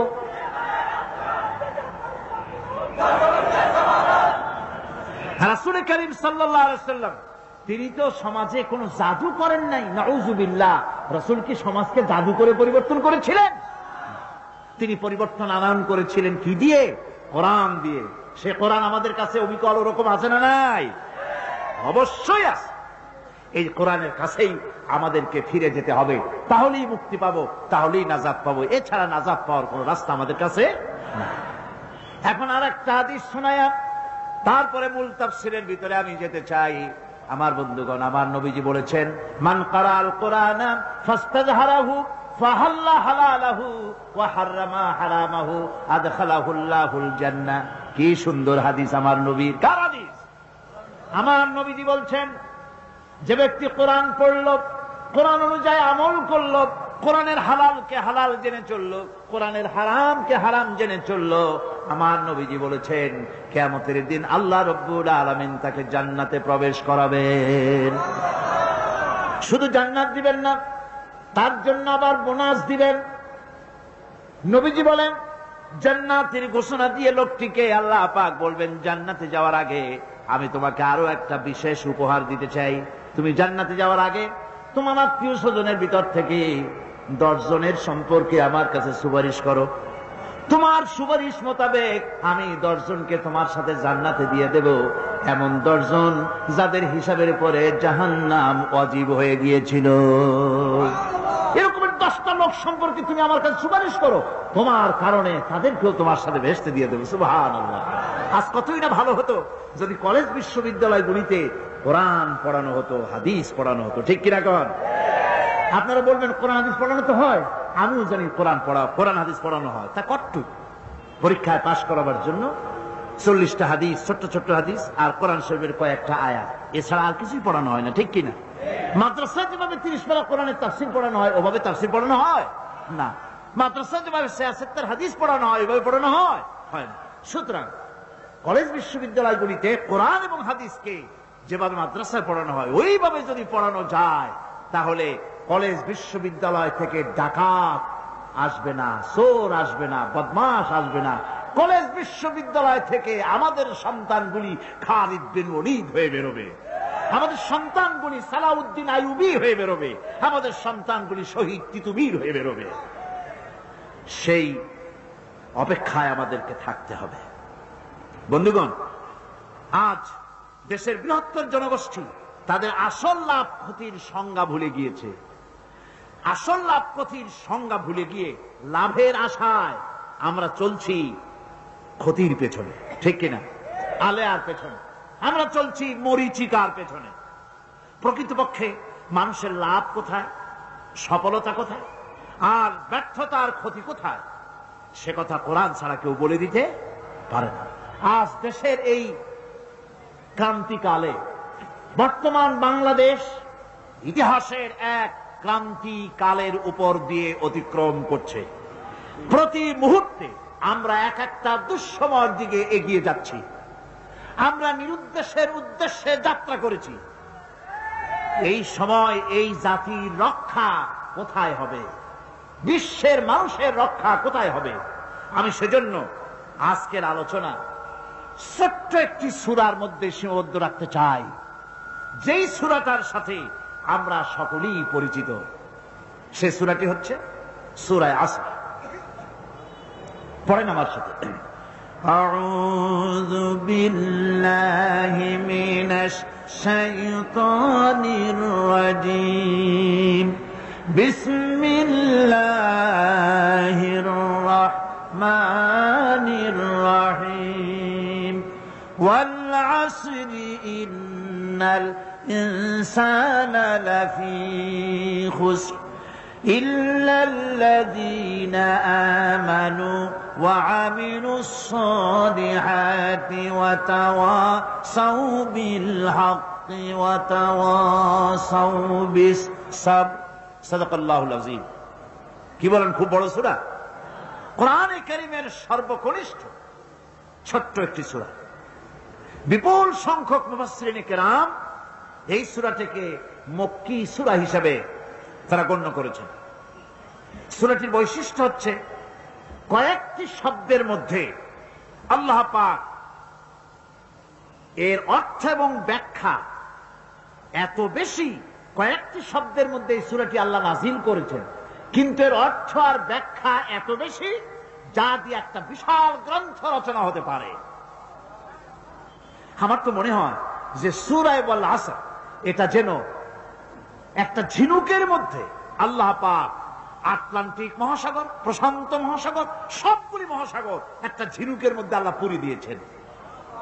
এই সূরা যখন নাজিল হলো তখন সাহাবায়ে কেরাম একজনের সঙ্গে আরেকজনের দেখা হলে বিদায়ের সময় একজন আরেকজনকে এই সূরাটি শুনিয়ে দিতেন। কারণ মানুষের সাফল্য এবং কল্যাণ, তার ধ্বংস এবং সর্বনাশের পথ কোথায় তা এ কোরআন বলে দিয়েছে। সফলতা কিসে আসবে, ধ্বংস কিসে আসবে, এ কথা আল্লাহ কোরআনে বলে দিয়েছে। আমি আজকে এই সূরা বেছে নিলাম এই কারণে, আমরা চলছি ধ্বংসের দিকে। কোন দিকে যাচ্ছি বলেন না, কোন দিকে? আমার তো মনে হয় হেমিলেনের সেই বংশীবাদক যেন বাঁশি বাজিয়ে চলছে, আর গোটা জাতি তার পেছনে সমুদ্রে ডুবে মরার জন্য অগ্রসর হচ্ছে। এই আরে ভাই, এর মধ্যে আপনি ভারতের দালাল পাইলেন কই? কি এর মধ্যে কি ঢুকাই দিলেন? বন্ধুগণ, আমি বলতে চাচ্ছি যে আজ আমরা সফলতা এবং ব্যর্থতা কিসে, লাভ আর ক্ষতি কিসে এটা বুঝতে পারছি না বলেই গোটা জাতির এই দুর্দিনে সূরা ওয়াল আসর এইটাই আমাদের আলোচনা করা উচিত বলে আমি মনে করি। এর মধ্যেই আল্লাহ পাক আমাদের লাভ, আমাদের ক্ষতি, আমাদের সাফল্য, আমাদের ব্যর্থতা এর মানদণ্ড নির্ণয় করে দিতে পারেন কে? কথা বোঝেন নাই? তাহলে বলেন না কে দিতে পারেন? সেই আল্লাহ রাব্বুল আলামিন তিনি কোরআনকে দিয়েছেন, এই সূরা তিনি নাজিল করেছেন। ইমাম শাফি রাহমাতুল্লাহ আলাইহি বলেছেন, লোকেরা যদি এই ছোট্ট সূরাটি উপরে চিন্তা ভাবনা করে তাহলে একটা মানুষের জন্য এই সূরাটাই তার হেদায়েতের জন্য যথেষ্ট হয়ে যেতে পারে, আর কিচ্ছু লাগে না। এই ছোট্ট সূরাটি একটা মানুষের সম্পূর্ণ হেদায়েত হওয়ার জন্য যথেষ্ট। আল্লাহ রাব্বুল আলামিন শুরু করছেন এভাবে, ওয়াল আসরি ইন্নাল ইনসানা লাফি খুসর। ওয়াল আসর, আসরের আগে একটা অ আছে। আরবি গ্রামার অনুযায়ী এই অটা হচ্ছে ওয়াও কাসমিয়া, এটা হচ্ছে শপথ। আল্লাহ কসম করছে। আপনারা খুব চিন্তা ভাবনা করেন, মাথা ঠান্ডা করে, কান এবং দিল, মন, মগজ সব এদিকে আপনারা গভীর মনোনিবেশ সহকারে যদি শোনেন তাহলে বুঝতে পারবেন আল্লাহ পাক শপথ করতেছেন, কসম করতেছেন। এটা কি সোজা ব্যাপার না বিরাট ব্যাপার? আমরা তো কসম করি, আমরাও তো কসম করি। কখন করি? কথাটাকে নিশ্চিত করার জন্য, দৃঢ়ভাবে বিশ্বাস করাবার জন্য বলি, আল্লাহর দোহাই, আল্লাহর কসম, এই বলে আমরা আমাদের কথাকে উপস্থাপন করি, অধিকতর বিশ্বাস করাবার জন্য। আল্লাহ পাক কসম করতেছেন, তবে আল্লাহর কসম আর আমাদের কসম এক না। আমরা কসম করি সবচাইতে যিনি বড়, মহানত্ব, বিরাটত্ব, শ্রেষ্ঠত্বের উপরে ভিত্তি করে আমরা কসম করি, যেহেতু আল্লাহর চাইতে মহান, বড়, শ্রেষ্ঠ আর কেউ নাই। এই জন্যে আল্লাহর চাইতে বড় কেউ নাই বলে আমাদের জীবনের শ্রেষ্ঠ স্লোগান, মুসলমানের জীবনে শ্রেষ্ঠ স্লোগান নারে তাকবীর। আসতে কইলেন কেন?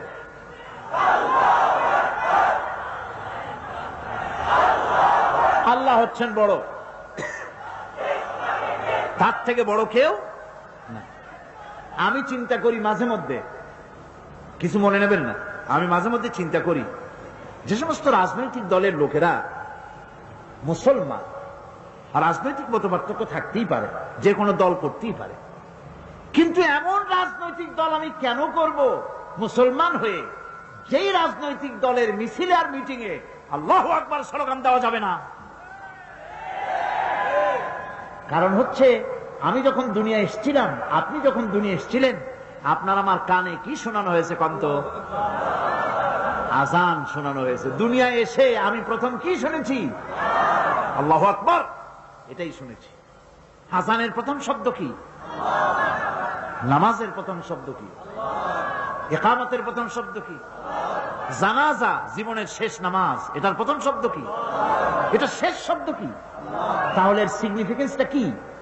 এর অর্থটা হচ্ছে আমার জন্ম থেকে মৃত্যু পর্যন্ত জীবনের সকল ক্ষেত্রে আমাকে বলতে হবে, স্বীকার করতে হবে, মানতে হবে, নিতান্ত গোলামের মতো মানতে হবে আল্লাহু আকবার। আল্লাহর চাইতে শ্রেষ্ঠ কেউ না। মুসলমানদের বলবো, এই স্লোগান চালু করো, যে দলে থাকো, নেতাদের বলো দুনিয়ার সব স্লোগান দিতে পারবো, কিন্তু আল্লাহু আকবার বলতে পারবো না। এটা যদি নিষেধ করা হয়, এমন দলের কপালে আগুন লাগুক। আমি মুসলমান, আমি মুসলমানের সন্তান।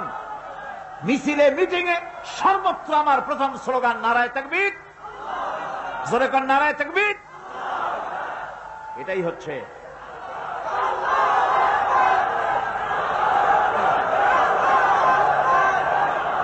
সুতরাং আজ আল্লাহু আকবার আমরা কসম করি, যেহেতু আল্লাহ বড়, তার বিরাটত্বের উপরে নির্ভর করে আমরা কসম করি। কিন্তু আল্লাহর চাইতে বড় তো কেউ নাই। উনি কসম যখন করবেন, উনি করবেন কিসের কসম? আমাদের কসম আর আল্লাহর কসম এক নয়। রব্বুল আলামিন যখন কসম করেন, তিনি তার কাছে বড়, তার চাইতে বড় কেউ নাই, শ্রেষ্ঠ কেউ নাই, মহান কেউ নাই। সেজন্য তিনি যে কসম করেন, যে কথা বলতে চান, ওই কথার সাথে, ওই বিষয়ের সাথে যার সম্পর্ক, যার সাযুজ্য আছে, সম্পৃক্ততা আছে, সিমিলারিটি আছে, তার কসম আল্লাহ পাক করেন। যেহেতু এখানে আল্লাহ রাব্বুল আলামিন মানুষের সফলতা ব্যর্থতা, মানুষের লাভ আর ক্ষতির কথা বলবেন।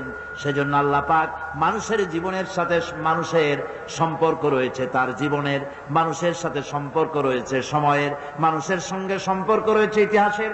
তাই রব্বুল আলামিন বলেন ওয়াল আসরি ইন্নাল ইনসানা লাফি খুসর।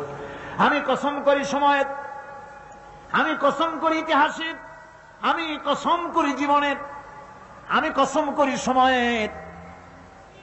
যেহেতু এই জীবন আছে বলে আমরা আছি, জীবন না থাকলে আমরা বাঁচি না। ইতিহাসের কসম আল্লাহ করেন, কারণ হলো ইতিহাস মহাকালের সাক্ষী। এই মহাকালের দুষ্কৃতিকারা, তাদের দুষ্কৃতি যারা, তাদের দুষ্কৃত কর্ম, যা তারা যে খারাপ কাজ করেছে, সেই খারাপ কাজের ইতিহাস ধারণ করেছে। যারা সুকৃতি করেছে, তাদের সুকর্মগুলি ইতিহাস ধারণ করেছে। ইতিহাস হচ্ছে নীরব সাক্ষী। আল্লাহ বলেন আমি ওই ইতিহাসের সাক্ষী, আমি জীবনের সাক্ষী, আমি সময়ের সাক্ষী। যেহেতু সময় কারো জন্য বসে থাকে না। সময়ের ব্যাপারে হযরত ইবনে কাইয়্যিম রাহমাতুল্লাহ আলাইহি তিনি বলেছেন, মা মাদা ফিদ দুনিয়া আহলামুন ওয়া মা বাকিয়া মিনহা আমানি। মা মাদা ফিদ দুনিয়া আহলামুন, আমি আমার জীবনের যে অংশ ফেলে এসেছি এটা আমার স্বপ্ন। ওয়া মা বাকিয়া মিনহা আমানি, আর যেটা আমার সামনে জীবন বাকি আছে ওটা হচ্ছে আমার আকাঙ্ক্ষা। ওয়াল ওয়াক্তু বাইনাহুমা দায়ুন, আর এর মাঝখান থেকে সময় চলে যাচ্ছে। সময় আমার জন্য বসে নেই, সময় চলে যাচ্ছে। এই পৃথিবীতে আসার পর আমাদের হায়াত তো বাড়ছে না, বরং হায়াত প্রতি মুহূর্তে কি হচ্ছে? লোকেরা বলে হায়াত বাড়ে, হায়াত তো বাড়ে না। হায়াত কি হয়? জন্মের পরের থেকে আমার জন্য রিজার্ভ আছে যতটুকু, 50 বছর বাঁচবো, 60 বছর বাঁচবো, যতটুকু হায়াত আমার জন্য নির্ধারিত করা আছে, নির্ধারণ করা আছে, প্রতিদিন একদিন করে কমে যেতেছে। এজন্য আমি বলি, আমার বাড়িতে যে ঘড়িটা আছে, এই ঘড়িটা বেলা 1টার সময় ঢং করে একটা আওয়াজ দেয়, শ্রোতাকে শুনিয়ে দেয়, বাড়িওয়ালা তোমার জীবনের মূল্যবান হায়াত থেকে 1 ঘন্টা কমাইয়া দিলাম। 2টার সময় 2টা ঘন্টা লাগায় শোনায় দিল, বান্দারে তোমার জীবনের মূল্যবান সময় থেকে 2টি ঘন্টা কমে গেল। এমনি করে দিন গেল, মাস গেল, বছর গেল, আমাদের হুঁশ হলো না। সময় চলে গেল তাস খেলে খেলে, সময় চলে গেল আমাদের খেলাধুলা করে, শয়তানি বদমাশি করে। সময় কতটুকু পেলাম? কিয়ামতের দিন, বিচারের দিনটা যেটা হবে, আল্লাহ রাব্বুল আলামিন বলেন বিচারের দিনটাই লম্বা হবে 50 আলফা সানা মিম্মা তাউদ্দুন। বিচারের দিনটা লম্বা হবে কত বছর? 50,000 বছর। কত বছর?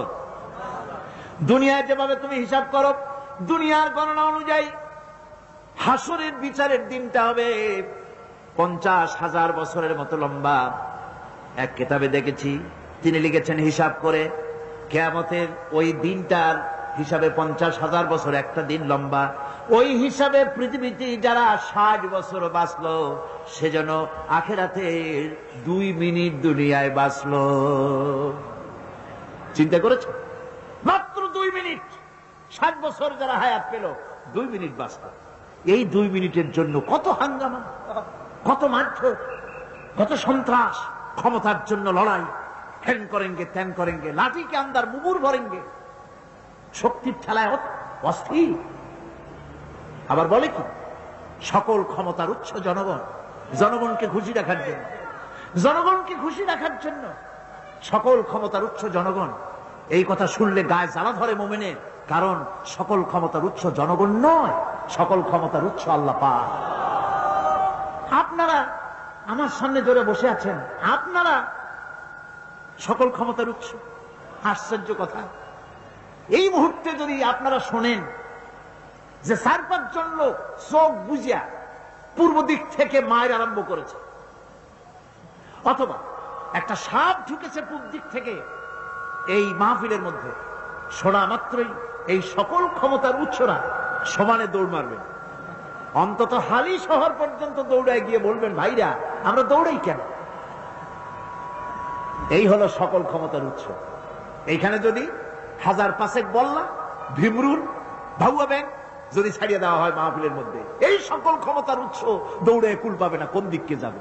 ঠিক কিনা কর? এই সকল ক্ষমতার উৎসরা নাক ভরা ময়লা, পেট ভরা ময়লা, সাহসের অবস্থায় পাতিশিয়ালে ডাক মারলে চিতয়ে পড়ে যায়, বাঘের ডাক শুনলে হাত ফেল করে। এগুলো সকল ক্ষমতার উৎস। নাউযুবিল্লাহ মিন যালিক। এই কথা বলা শিরক, এ কথা বিশ্বাস করা কবিরা গুনাহ, হারাম। যেহেতু আল্লাহ পাক পরিষ্কার করে বলেছেন আন্নাল কুওয়াতা লিল্লাহি জামিআ, সকল ক্ষমতার উৎস কেবলমাত্র কে? চিল্লায় বলেন, হাত উঁচু করে বলেন, সকল ক্ষমতার উৎস কেবলমাত্র আল্লাহ সুবহানাহু ওয়া তাআলা। সুতরাং তিনি এই পৃথিবীতে যারা 60 বছর বয়স পাইল, আখেরাতের ওই হিসাবে সেই পৃথিবীতে বাঁচত মাত্র 2 মিনিট। সেই 2 মিনিট সময় নিয়ে এত বাপবাড়ির ঠেলায় অস্থির। আমার বন্ধুগণ, সময় চলে যাচ্ছে, স্রোতের মতো করে কারোর জন্য সময় অপেক্ষা করতেছে না। আমাদের মৃত্যু প্রতি মুহূর্তে কাছে চলে আসতেছে।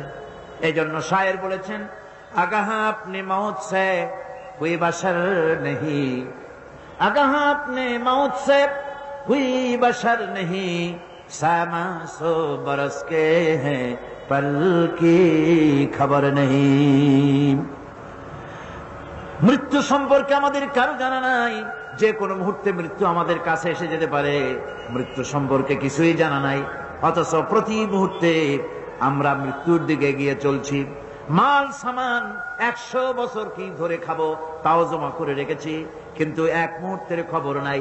মা ফিরে এসেছি, বাড়ি যেতে পারবো নিশ্চয়তা নাই। আছে? বলেন আছে? আপনি বাড়ি যাও ভালো, বসেছেন, দাঁড়াতে পারবেন, এই নিশ্চয়তা আছে নাই। সুতরাং সুরের যে সময়ের উপরে কসম করে মূলত সময়ের অপরিসীম গুরুত্ব সম্পর্কে আল্লাহ পাক মানুষকে বুঝাই দিতেছেন। সময়ের দাম দাও।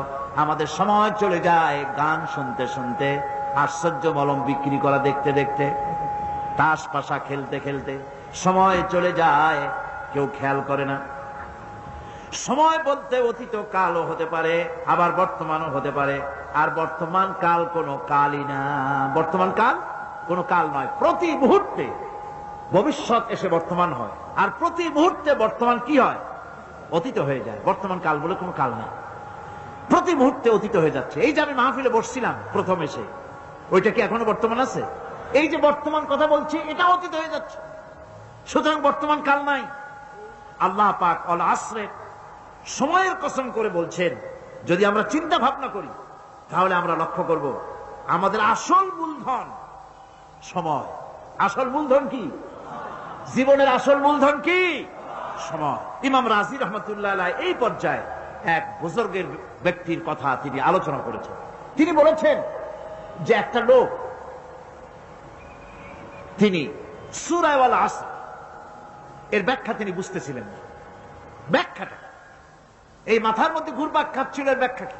একবার তিনি বাজারে ঢুকলেন, তারপরে তিনি শুনতে পেলেন বাজারের এক প্রান্ত থেকে একজন চিল্লায় বলতেছে, সেই ব্যক্তির উপরে রহম করো যার পুঁজি গলে যায়, সেই ব্যক্তির উপরে রহম করো যার পুঁজি গলে যায়। উনি চিন্তা করলেন পুঁজি এবার বলে কেমন?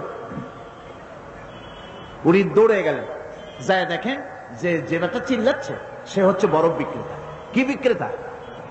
বরফ, বরফ, আইস। এখন এই বরফ বিক্রেতা সে চিল্লায় বলতেছে, সেই ব্যক্তির পরে রহম করো যার পুঁজি কি গলে যায়। সূর্যের তাপ বাড়তেছে আর বরফ গলে যাচ্ছে। সে বুঝাতে চাচ্ছে যে আমার এই বরফটা জমাট থাকা অবস্থায় তোমরা কেউ কেনো, যেহেতু আমার পুঁজি তো এর মধ্যে আমি ইনভেস্ট করেছি। এটা যদি পানি হয়ে যায় তো পানি তো কেউ কিনবে না, এটা তো যেখানে সেখানে পাওয়া যায়। বরফ পাওয়া যায় না বলেই তো আমি বরফ কিনে আনছি। তোমরা আমার প্রতি দয়া করো, তাড়াতাড়ি করে বরফটা কিনে নিয়ে যাও। ইমাম রাজি রহমতুল্লাহ আলাইহি বলেন, বুজুর্গ ব্যক্তি চিৎকার মেরে বললেন, আল্লাহু আকবার, আমি কিন্তু এই বরফ বিক্রেতার ঘোষণার মধ্য দিয়ে সূরা ওয়াল আসরের তাফসীর আমি বুঝে ফেলেছি। তার মানে হলো বরফ বিক্রেতা যেভাবে বলতেছে সেই ব্যক্তির উপরে রহম করো যারা পুঁজি গলে যায়, আমারও তো একটা পুঁজি আছে, ওই পুঁজির নাম হায়াত। প্রতি মুহূর্তে আমার পুঁজি তো গলে যেতেছে, আমার পুঁজি তো গলে যায়, প্রতি মুহূর্তে কমে যেতেছে। আহারে, এই পুঁজি যে গলে গেল, ধরে রাখতে পারলাম না, এই জন্য কিছুই তো করতে পারি নাই। সূরা ওয়াল আসরের ভিতরে মানুষের আয়ুষ্কাল দেওয়া হয়েছে, বরফ গলে যাওয়ার মতো দ্রুত সে আয়ু কমে যাচ্ছে। একে যদি নষ্ট করে ফেলা হয়, ভুল কাজে ব্যয় করা হয়, সেটাই হচ্ছে মানুষের মূল ক্ষতি। মানুষের মূল ক্ষতি। ব্যবসায় ক্ষতিগ্রস্ত হয়েছে, এটা মূল ক্ষতি নয়। স্বাস্থ্য হারাইছে, মূল ক্ষতি নয়। রাজনীতিতে ব্যর্থ হয়েছে, মূল ক্ষতি নয়। জীবনে মন্ত্রিত্ব হারাইছে, মূল ক্ষতি নয়। মূল ক্ষতি প্রতি মুহূর্তে সময় নষ্ট হচ্ছে, এটাই মূল ক্ষতি। ভাইরা, কিয়ামতের দিন জান্নাতীদের কোনো দুঃখ থাকবে না, সকলের দুঃখ থাকবে। জান্নাতীদের কোনো দুঃখ থাকবে নাকি? থাকবে, থাকবে। জান্নাতীদের মনের মধ্যে একটা দুঃখই থাকবে। ভালো করে শুনুন, জান্নাতীদের মনের মধ্যে একটা দুঃখই হবে। তারা মনে মনে চিন্তা করবেন, আফসোস করবেন, আহারে যদি দুনিয়ায় বসে অমুক সময় বাসে বসেছিলাম, আজে বাজে চিন্তা করেছি, বাড়ির ড্রয়িং রুমে একা একা বসে বসে আজে বাজে চিন্তা করেছি, অমুক অমুক সময় খেলাধুলায় কাটাইছি। এই সময়গুলিতে যদি সুবহানাল্লাহ, আলহামদুলিল্লাহ, লা ইলাহা ইল্লাল্লাহ, আল্লাহু আকবার, এই তাসবিহ যদি পড়তাম, জিকির আজগার করতাম, জান্নাতের ভিতরে আরো নিয়ামত লাভ করতে পারতাম। সময়টা তো কাজে লাগাইলাম না। জিকির করেন, সুবহানাল্লাহ, আলহামদুলিল্লাহ, লা ইলাহা, মোহব্বতের সাথে জোরে করেন, সুবহানাল্লাহ, আলহামদুলিল্লাহ, লা ইলাহা ইল্লাল্লাহ, সুবহানাল্লাহ।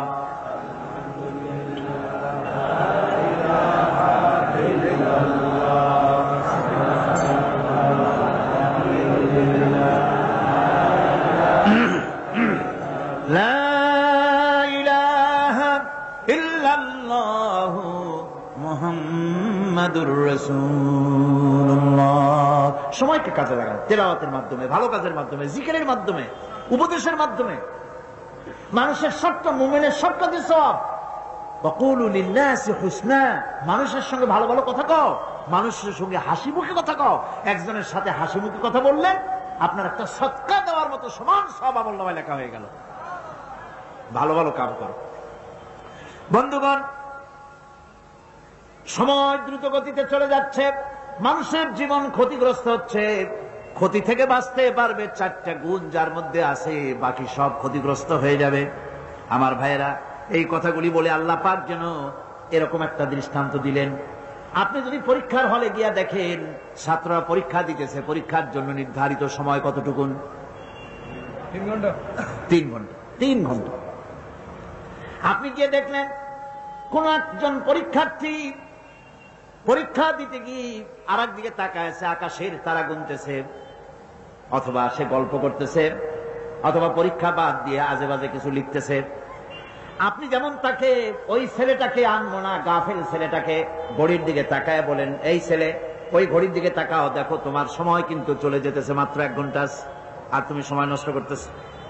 আল্লাহ যেন স্নেহ পরবশে তাম পৃথিবীর গোলামদেরকে, বান্দাদেরকে আঙ্গুল নির্দেশনা দিয়ে বলছেন, বান্দারা প্রতি মুহূর্তে তোর জীবনের মূল্যবান সময় চলে যেতেছে, প্রতি মুহূর্তে সময় যাচ্ছে। আল ইনসান,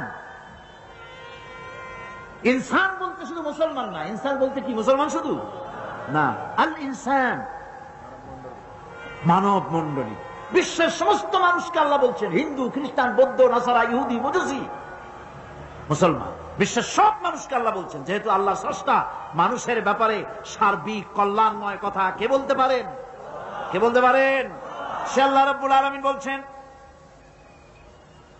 সময় চলে যাচ্ছে ও পৃথিবীর মানুষেরা। এই মানুষ বলতে আল্লাহ রাব্বুল আলামিন কোন ব্যক্তি, কোন গোষ্ঠী, কোন জাতিকে বলেন নাই, বলেছেন সমগ্র মানবতাকে। এর অর্থ হচ্ছে সূরাটিতে উল্লেখ্য 4টি গুণ যদি আমল করতে পারে লোকেরা, যেই ব্যক্তি করবে, যেই সমাজ করবে, যেই রাষ্ট্র করবে, যেই গোষ্ঠী করবে, যেই জাতি করবে, তারাই ক্ষতি থেকে বেঁচে যাবে, আর যারা করবে না তারা ক্ষতিগ্রস্ত হবে। কি হবে বলুন? এখন আল্লাহ পাকের কথা শুনুন। আল্লাহ পাক বলছেন, ওয়াল আসরি ইন্নাল ইনসানা লাফি খুসর। খুসরুন, এই যে খুসর, খাসারা, এই শব্দটা হচ্ছে আবিধানিক অর্থে ক্ষতি হচ্ছে লাভের বিপরীত। লাভের বিপরীত কি? ক্ষতি। নাফা, এই নাফার বিপরীত কি? নোকসান। খাসারাটা কি? নোকসান বলা হয় পুঁজি 50,000 খাটাইছিলাম, লাভ করতে পারি নাই, পুঁজি ঠিক আছে, এটাকে বলা হয় নোকসান। এটাকে কি বলা হয়? নোকসান। কিন্তু আমি পুঁজি খাটিয়েছিলাম 50,000 টাকা, লাভ তো হয়ই নাই, পুঁজিও চলে গেছে, আমও গেছে সালাও গেছে, আমও নাই সালাও নাই। এইটারে আরবিতে কি বলা হয়? খাসার, দেউলিয়া। দেউলিয়া হয়ে গেছে। দেউলিয়াটা বোঝেন ভালো আপনারা, দেউলিয়া হয়ে গেছে। কোরআন লাভ বা সাফল্যের ধারণা যেমন নিছক পার্থিব নয়, সমৃদ্ধির কথা শুধু পার্থিব নয়, জন্ম থেকে শুরু করে মৃত্যু পর্যন্ত কোরআনের লাভের কথা যখন বলা হয় তখন জন্ম থেকে মৃত্যু পর্যন্ত, আখিরাত পর্যন্ত, কিয়ামত পর্যন্ত। ক্ষতিটাও জন্ম থেকে শুরু করে মৃত্যু পর্যন্ত, কিয়ামত পর্যন্ত ক্ষতিটাও। এই ক্ষতি থেকে বাঁচবার জন্য কোরআনে কারিমে বিভিন্ন জায়গায় এই খাসারা শব্দ ব্যবহার করা হয়েছে। আল্লাহ রাব্বুল আলামিন বলছেন, ওয়ামান খাফফাত মাওয়াজিনুহু ফাউলাইকাল্লাযীনা খাসিরু আনফুসাহুম বিমা কানু বিআয়াতিনা ইয়াযলিমুন। যাদের পাল্লা ভারী হবে কিয়ামতে তারাই হবে সফলকাম, আর যাদের পাল্লা হালকা হবে, নেকির পাল্লা যাদের হালকা হবে তারা হবে ক্ষতিগ্রস্ত, তারা নিজেদের ক্ষতি নিজেরাই ক্ষতি সাধনকারী হবে কিয়ামতের দিন। কাজে মানুষের জীবনের সমুদয় কার্যাবলীর ভালো অংশ যদি খারাপ অংশের উপরে বিজয়ী হয়, তারপরে খারাপ অংশ পাওনাদারদের দিয়ে টিয়া, এরপরে যদি নেকি কিছু বাকি থাকে, তাহলে বোঝা গেল লোকটা কিয়ামতে নাজাত পাবে। আর যদি ভালো কাজের উপরে খারাপ কাজ বিজয়ী হয়ে যায় আর সমস্ত পাওনাদারদেরকে পাওনা মিটাইয়া তারপরও পাপ বাকি থেকে যায়, এক চাইতে খাসারা পৃথিবীতে, আকাশে জমিনে কিছুই আর হবে না। এর থেকে বাঁচার জন্য আল্লাহ পাক এই খাসারা থেকে বাঁচার জন্যই মানুষকে এই কথা বলছেন। এই কথাটি কোরআনে কারীমের অন্য একটি আয়াতে আরো সুন্দর করে বলা হয়েছে। যারা নাকি এই দুনিয়ার বুকে যারা নিজেদের পুঁজি খাটাইছে, জীবনের পুঁজি সুদ কামাইতে খাটালো, জীবনের পুঁজি খাটালো হারাম কামাইয়ের ভিতরে, অন্যায় কাজের ভিতরে, যারা জীবনের পুঁজিকে আল্লাহর দ্বীনের কাজে লাগাতে পারে নাই, তাদের সম্পর্কে বলা হচ্ছে হাসিরাদ দুনিয়া ওয়াল আখিরাতু যালিকা হুয়াল খুসরানুল মুবিন। হাসিরাদ দুনিয়া ওয়াল আখিরাত, দুনিয়াও ক্ষতিগ্রস্ত, আখিরাতও ক্ষতিগ্রস্ত। এটা হচ্ছে তার জন্য সুস্পষ্ট ক্ষতি, এর থেকে বড় ক্ষতি আর কিছুই হতে পারে না। আল্লাহ পাক কোরআনে কারীমে অন্যত্র বলেছেন, وَنُنَزِّلُ مِنَ الْقُرْآنِ مَا هُوَ شِفَاءٌ وَرَحْمَةٌ لِلْمُؤْمِنِينَ وَلَا يَزِيدُ الظَّالِمِينَ إِلَّا خَسَارًا। আমি এই কোরআন অবতরণের পরিক্রমায় এমন সব বিষয় অবতীর্ণ করেছি যা মুমিনদের জন্য নিরাময় এবং তাদের জন্য রহমত, আর জালিমদের জন্য ক্ষতি ছাড়া আর কিছুই বৃদ্ধি পায় না। জালিমদের জন্য ক্ষতি বৃদ্ধি পায়, আর যারা মুমিন তাদের জন্য এর মধ্যে নিরাময় আছে, এর মধ্যে রহমত আছে। অর্থাৎ যারা এই কোরআনকে যারা নিজেদের আইনের কিতাব হিসাবে গ্রহণ করেছে, কোরআনকে তাবিজের কিতাব হিসাবে নয়, ধর্মীয় কিতাব হিসাবে নয়, কোরআন সংবিধান। কোরআন কি? কোরআনকে যারা সংবিধান হিসাবে মেনে নিয়েছে, কোরআনকে যারা সংবিধান হিসাবে গ্রহণ করলো, ব্যক্তি, পরিবার, সমাজ, রাষ্ট্রে, তাদের যাবতীয় মানসিক, বুদ্ধিবৃত্তিক, নৈতিক, তামাদ্দুনিক রোগের নিরাময় হবে, এর দ্বারা শান্তি হবে। কিন্তু যেসব জালিম এই কোরআনকে প্রত্যাখ্যান করেছি, কোরআনকে যারা মৌলবাদীদের কিতাব বলে, কোরআনের কথা বললে মৌলবাদ বলে গাল দেয়, তারা তাদের কপালকে পোড়াইয়া ছাই বানাইয়া দিছে, তাদের কপাল ভস্মীভূত করে দিয়েছে। আমার দেশে, এই দেশটা কি মুসলমান বেশি না অন্য জাতি বেশি? কোন? জোরে কোন? মুসলমান সবচেয়ে, খুব লক্ষ্য করে শোনেন, এই দেশে সবচেয়ে মুসলমান বেশি, ইন্দোনেশিয়ার পরই। পৃথিবীর দ্বিতীয় বৃহত্তম মুসলিম দেশ হলো কোনটা? বাংলাদেশ। এই দেশে ইসলামরে যত গালি দেওয়া হয়েছে, কোরআনকে যত গালি দেওয়া হয়েছে, আলেমদেরকে যত গালি দেওয়া হয়েছে, রাসূলুল্লাহকে যত গালি দেওয়া হয়েছে, ইসলামী আদর্শকে যত গালি দেওয়া হয়েছে, পৃথিবীতে কোন দেশে এইভাবে ইসলামকে গালি দেওয়া কোথাও হয় না। এমনকি আমেরিকার মতো দেশে, ইংল্যান্ডের মতো দেশেও কোরআনের বিরুদ্ধে এত কথা কেউ বলতে সাহস পাবে না, ইসলামের বিরুদ্ধে কথা বলতে সাহস পাবে না, যেহেতু মুসলমানেরা সেখানে পাল্টা আক্রমণ করবে। আজ আমার দেশে মুসলমানের ঘরের সন্তান হইয়া ইসলামের বিরুদ্ধে তারা বক্তব্য রাখে, মৌলবাদ মৌলবাদ, জিকির উঠে গেছে। বিল ক্লিন্টনরা, আমেরিকার প্রেসিডেন্টরা যখন শপথ নেন, প্রেসিডেন্ট হিসেবে ওথ নেন, বাইবেলের উপরে হাত রাখেন আর বলেন, এই মহাগ্রন্থকে স্পর্শ করে শপথ নিচ্ছি, আমি আমার চিন্তা চেতনা, আমার মেধা, আমার প্রজ্ঞা সবটা আমার জাতি, আমার দেশকে উন্নয়নের জন্য, এর সমৃদ্ধির জন্য, এর সংরক্ষণের জন্য আমি আমার জীবনকে উৎসর্গ করব। বাইবেলের উপরে স্পর্শ করে এই শপথ তারা নেন। আমার দেশের প্রেসিডেন্ট, প্রধানমন্ত্রী শপথ নেওয়ার সময় কোরআন শরীফের উপরে হাত রাখে যদি, তাহলে বলা হবে বেচারা মৌলবাদী হয়ে গেছে। এটা করা যাবে না। আর যদি কেউ করে সামান্য কিছু, কোরআন না, যদি তসবিহ নিয়েও আসে, তাহলে বুঝতে হবে জাতির সাথে একটা প্রতারণা ছাড়া কিছুই না। কাজী ধর্মের প্রতি আকর্ষণ একটা ভিন্ন জিনিস, সেই জিনিসকে ছেড়ে যারা দেয় তারাই ক্ষতিগ্রস্ত হয়, আর যারা ধরে রাখে তারা দুনিয়ায় ক্ষতিগ্রস্ত হয় না। আল্লাহ পাক এখানে রাসূল করিম সাল্লাল্লাহু আলাইহি ওয়াসাল্লামের একটি হাদিস প্রণিধানযোগ্য কোরআনের ব্যাপারে। হুজুর বলেছেন, আল কোরআন হুজ্জাতুন লাকা ওয়া আলাইকা। এই কোরআন হয় তোমার পক্ষের সাক্ষী, না হয় এই কোরআন তোমার বিপক্ষের সাক্ষী। কিয়ামতে এই কোরআন হয় তোমার পক্ষে কাজ করবে, নতুবা এই কোরআন তোমার বিপক্ষে কাজ করবে। দুই অবস্থা থেকে খালি হবে না, হয় কোরআন তোমার পক্ষে সাক্ষী দেবে, না হয় আমরা কি চাই? কিয়ামতে কি চাই? বলেন কি চাই? কোরআনের পক্ষে যদি আমরা সাক্ষী চাই, তাহলে এই কোরআনের পক্ষে আমাদেরকে কাজ করতে হবে। এছাড়া আমাদের নাজাতের কোনো পথ নাই। আমাদের মুক্তির পথ হচ্ছে কোরআন কেন্দ্রিক, রাসূলুল্লাহ হাদিস কেন্দ্রিক। এর বাইরে আমাদের সমস্ত পুঁজি নষ্ট হয়ে যাবে। আমাদেরকে পৃথিবীতে টিকে থাকতে হলে কোরআনের উপরে ভিত্তি করে আমাদেরকে বাঁচতে হবে, টিকতে হবে।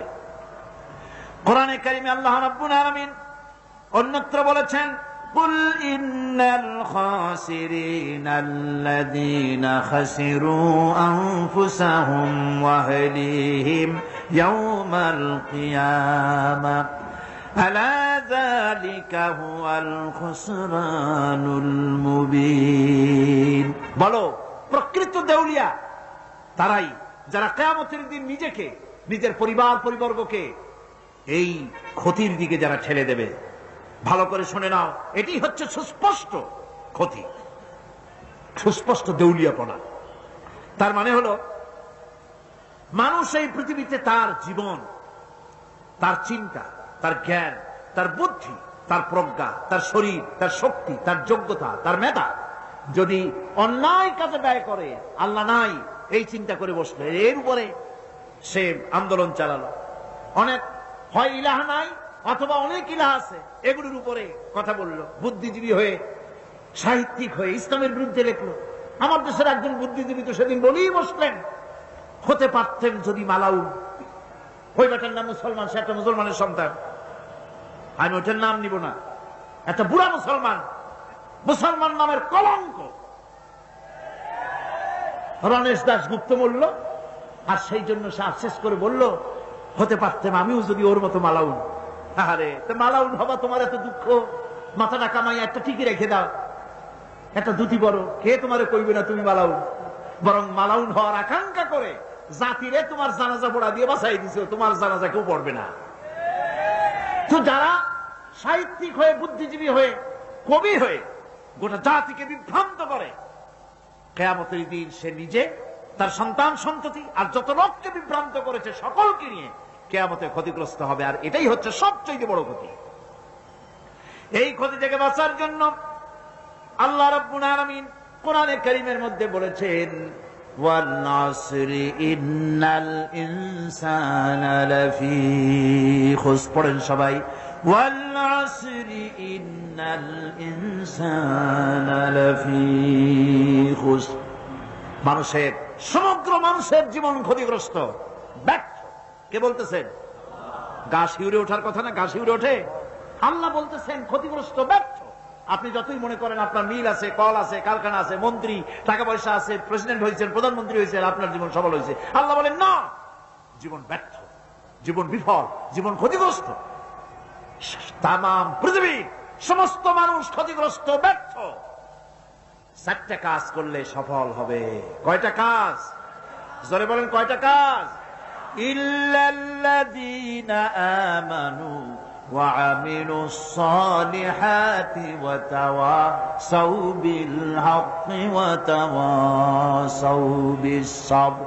4টা কাজ করলে জীবন হবে সফল। আমরা কি জীবন ক্ষতি করতে চাই না জীবনের সফলতা চাই?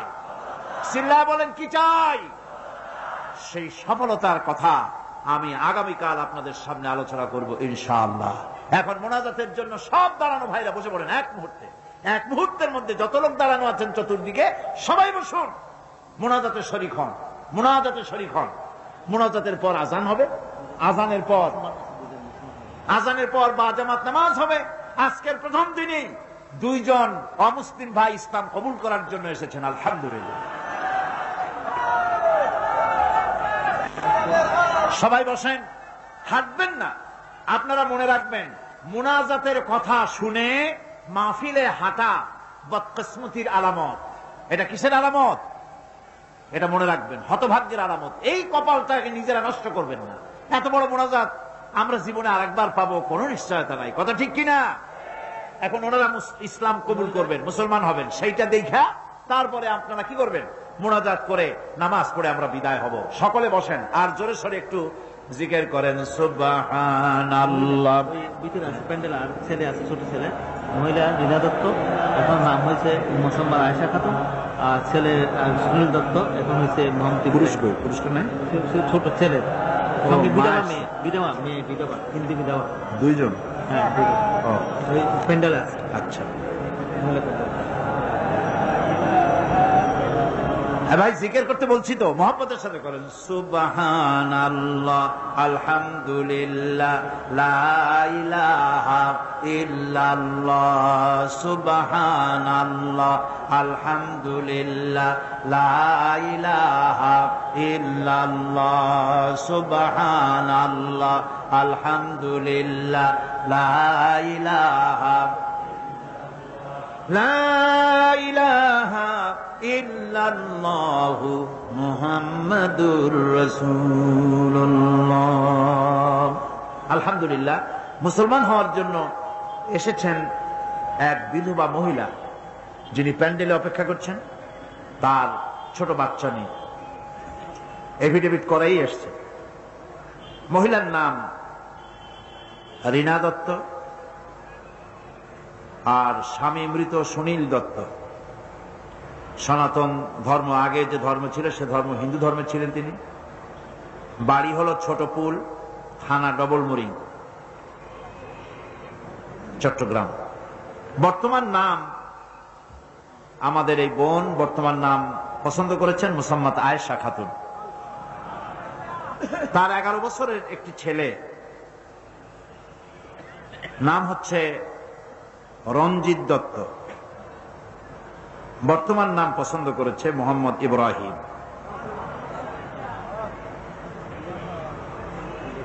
মায়ের কাছে সে ছেলে আছে। তো ছেলে এবং মা দুজনই আমরা যা এখানে বলতেছি উচ্চারণ করছি, আপনারা সেভাবে পড়েন। লা ইলাহা ইল্লাল্লাহু মুহাম্মাদুর রাসূলুল্লাহ। আল্লাহ ছাড়া কোন ইলাহ নাই, মাবুদ নাই।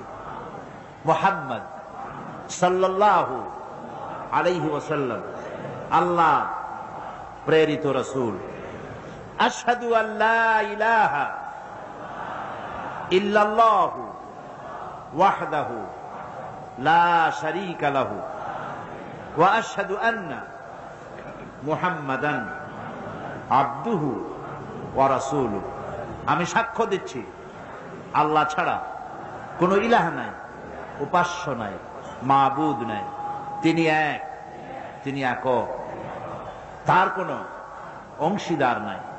আমি আরো সাক্ষ্য দিচ্ছি মুহাম্মদ সাল্লাল্লাহু আলাইহি ওয়াসাল্লাম আল্লাহর বান্দা এবং তার প্রেরিত রাসূল। যিনি ইসলাম কবুল করলেন সেই বোনকে বলবো যে ইসলাম কবুল করাই যথেষ্ট নয়, ইসলাম কবুল করার পর ইসলামকে জানা এবং সেই অনুযায়ী আমল করাই সবচেয়ে বেশি জরুরি। কলেমা পড়ে আপনি ইসলাম কবুল করলেন, এখন মুসলমান হলেন, এখন থেকে ইসলামকে জানার জন্য চেষ্টা করুন, 5 ওয়াক্ত নামাজকে সঠিকভাবে আদায় করুন এবং পর্দায় থাকুন। কোন মুসলিম পরিবারের কাছ থেকে ইসলাম সম্পর্কে জেনে নিতে শিক্ষা গ্রহণ করে আমল করার জন্য প্রচেষ্টা করুন। আল্লাহ পাক তৌফিক দান করুন। আগামীকাল যথাসময় আপনারা চলে আসবেন এবং আমি তো মনে করেছিলাম যে চতুর্দিকে নির্বাচন চলছে, প্রথম দিনের অবস্থা কি হয় আল্লাহই জানে। আলহামদুলিল্লাহ প্রথম দিনের উপস্থিতি অত্যন্ত সন্তোষজনক। আলহামদুলিল্লাহ, সকলে বলেন আলহামদুলিল্লাহ। আমি এজন্য বলি নাই যে আপনারা মাথা উঁচু করে দেখবেন যে কি হয়েছে, আমি এটা বিশেষভাবে আমার বন্ধু হযরত মাওলানা শামসুদ্দিন সাহেবকে বুঝাবার জন্য বললাম। বাস্তব চিত্র উনি তো দেখতে পাচ্ছেন না, আল্লাহ ওনার প্রতি রহম করুন, সবাই বলি আমিন। এ মাহফিলের সবচেয়ে বড় চিন্তা যা, তিনি মাওলানা শামসুদ্দিন সাহেব, সকলেই স্বীকার করবেন। সব থেকে বেশি চিন্তা, সবচেয়ে বেশি কষ্ট উনি করেন, ওনার সাথীদেরকে নিয়ে উনি করেন। সকলেরই অবদান থাকে, কিন্তু কারো না কারো মাথায় যন্ত্রণা বেশি থাকে। আমরা মাওলানা শামসুদ্দিন সাহেবের জন্য দোয়া করব, আল্লাহ রাব্বুল আলামিন তাকে তুমি হায়াতে তাইয়্যিবা দাও, তার প্রতি তুমি রহম করো। আপনারা প্রতিদিন এভাবে করে একে অন্যকে ডেকে নিয়ে আসবেন, দাওয়াত করে নিয়ে আসবেন। তাআওয়ানু আলাল বিররি ওয়াত তাকওয়া ওয়ালা তাআওয়ানু আলাল ইসমি ওয়াল উদওয়ান। ভালো কাজের সহযোগিতা করা দরকার। আপনারা আপনাদের বন্ধুদেরকে দাওয়াত দিয়ে নিয়ে আসেন, বলেন কোরআনের মাহফিল শুনলে পরে মন মস্তিষ্ক ভালো হয়ে যায়, কোরআনের আওয়াজে দিল ভালো হয়, চরিত্র ভালো হয়। আসো, চলো কোরআন শুনতে যাই। আপনার বন্ধুকে, আপনার ভাইকে, আপনার মাকে, আপনার বোনকে, আপনার স্ত্রীকে, আপনার মেয়েকে, সবাইকে নিয়ে দাওয়াত দিয়ে নিয়ে আসবেন। এক একজন টার্গেটে নিবেন, প্রতিদিন এক একজনে 3 জন করে দাওয়াত দিয়ে নিয়ে আসবো। একজনে কয়জন? প্রতিজনে প্রতিদিন 3 জন করে বেশি লোককে দাওয়াত করে নিয়ে আসেন। আপনার দাওয়াতে লোকেরা যত আসবে, আপনার দাওয়াত পায়ে আসলো, সেই লোকটা ভালো হলো, যত ভালো কাজ করলো, কিয়ামতের দিন এতগুলি সওয়াব আপনার আমলনামা বইয়ে দিবে। সুবহানাল্লাহ। যাওয়ার সময় প্রতি বছরের মতো বই মেলা বসেছে, কারণ আলহামদুলিল্লাহ এখানে যে বই মেলা অন্যান্য বই মেলার মতো নয়। এই বই মেলাগুলি আল্লাহ পাকের কোরআন হাদিস দিয়ে ভরা। সুতরাং এই কোরআন হাদিস মূলক বইগুলি আপনারা কিনবেন, দিন ও ঈমান আপনাদের তাজা হবে। আল্লাহ পাক আপনাদের সকলকে তৌফিক দান করুন, বলি আমিন। বই কাউকে কোনোদিন ঠকায় না। বই আল্লাহ রাব্বুল আলামিন মানুষের মন মস্তিষ্ককে ইসলামের দিকে আকৃষ্ট করে দেয়। গত বছর মহিলা মাহফিলে, এবারও মহিলা মাহফিল হবে। মাওলানা শামসুদ্দিন সাহেব মাদ্দাজিলুল আলী আমাকে বলেছেন মহিলা মাহফিল এবারও হবে, তবে শুক্রবারে না। শুক্রবারে হলে মানুষের একটু অসুবিধা হয়, জুমার দিন তো। বুধ বৃহস্পতি 2 দিন হরতাল হওয়ার কারণে বৃহস্পতিবার না হয় শুক্রবারই করতে হবে বাকি। আল্লাহ চান শুক্রবার, আমাদের কিছু করার নেই। জি জি, তাহলে শুক্রবারই হবে ইনশাআল্লাহ। আপনারা আপনাদের মা বোনদের নিয়ে আসবেন। তো ওই সময় যেসব প্রশ্নের জবাব আমি দিতে পারি নাই, মাওলানা মাহবুবুর রহমান নিজামী সাহেব সেই মহিলা সমাবেশের প্রশ্নোত্তরগুলি সেগুলি রেকর্ড করে লিখে বের করেছেন, আপনারা পাবেন। এগুলি আপনারা বিভিন্ন বইতে, অনেক বইপত্র এসেছে, আপনারা বইপত্রগুলি নিতে চেষ্টা করুন।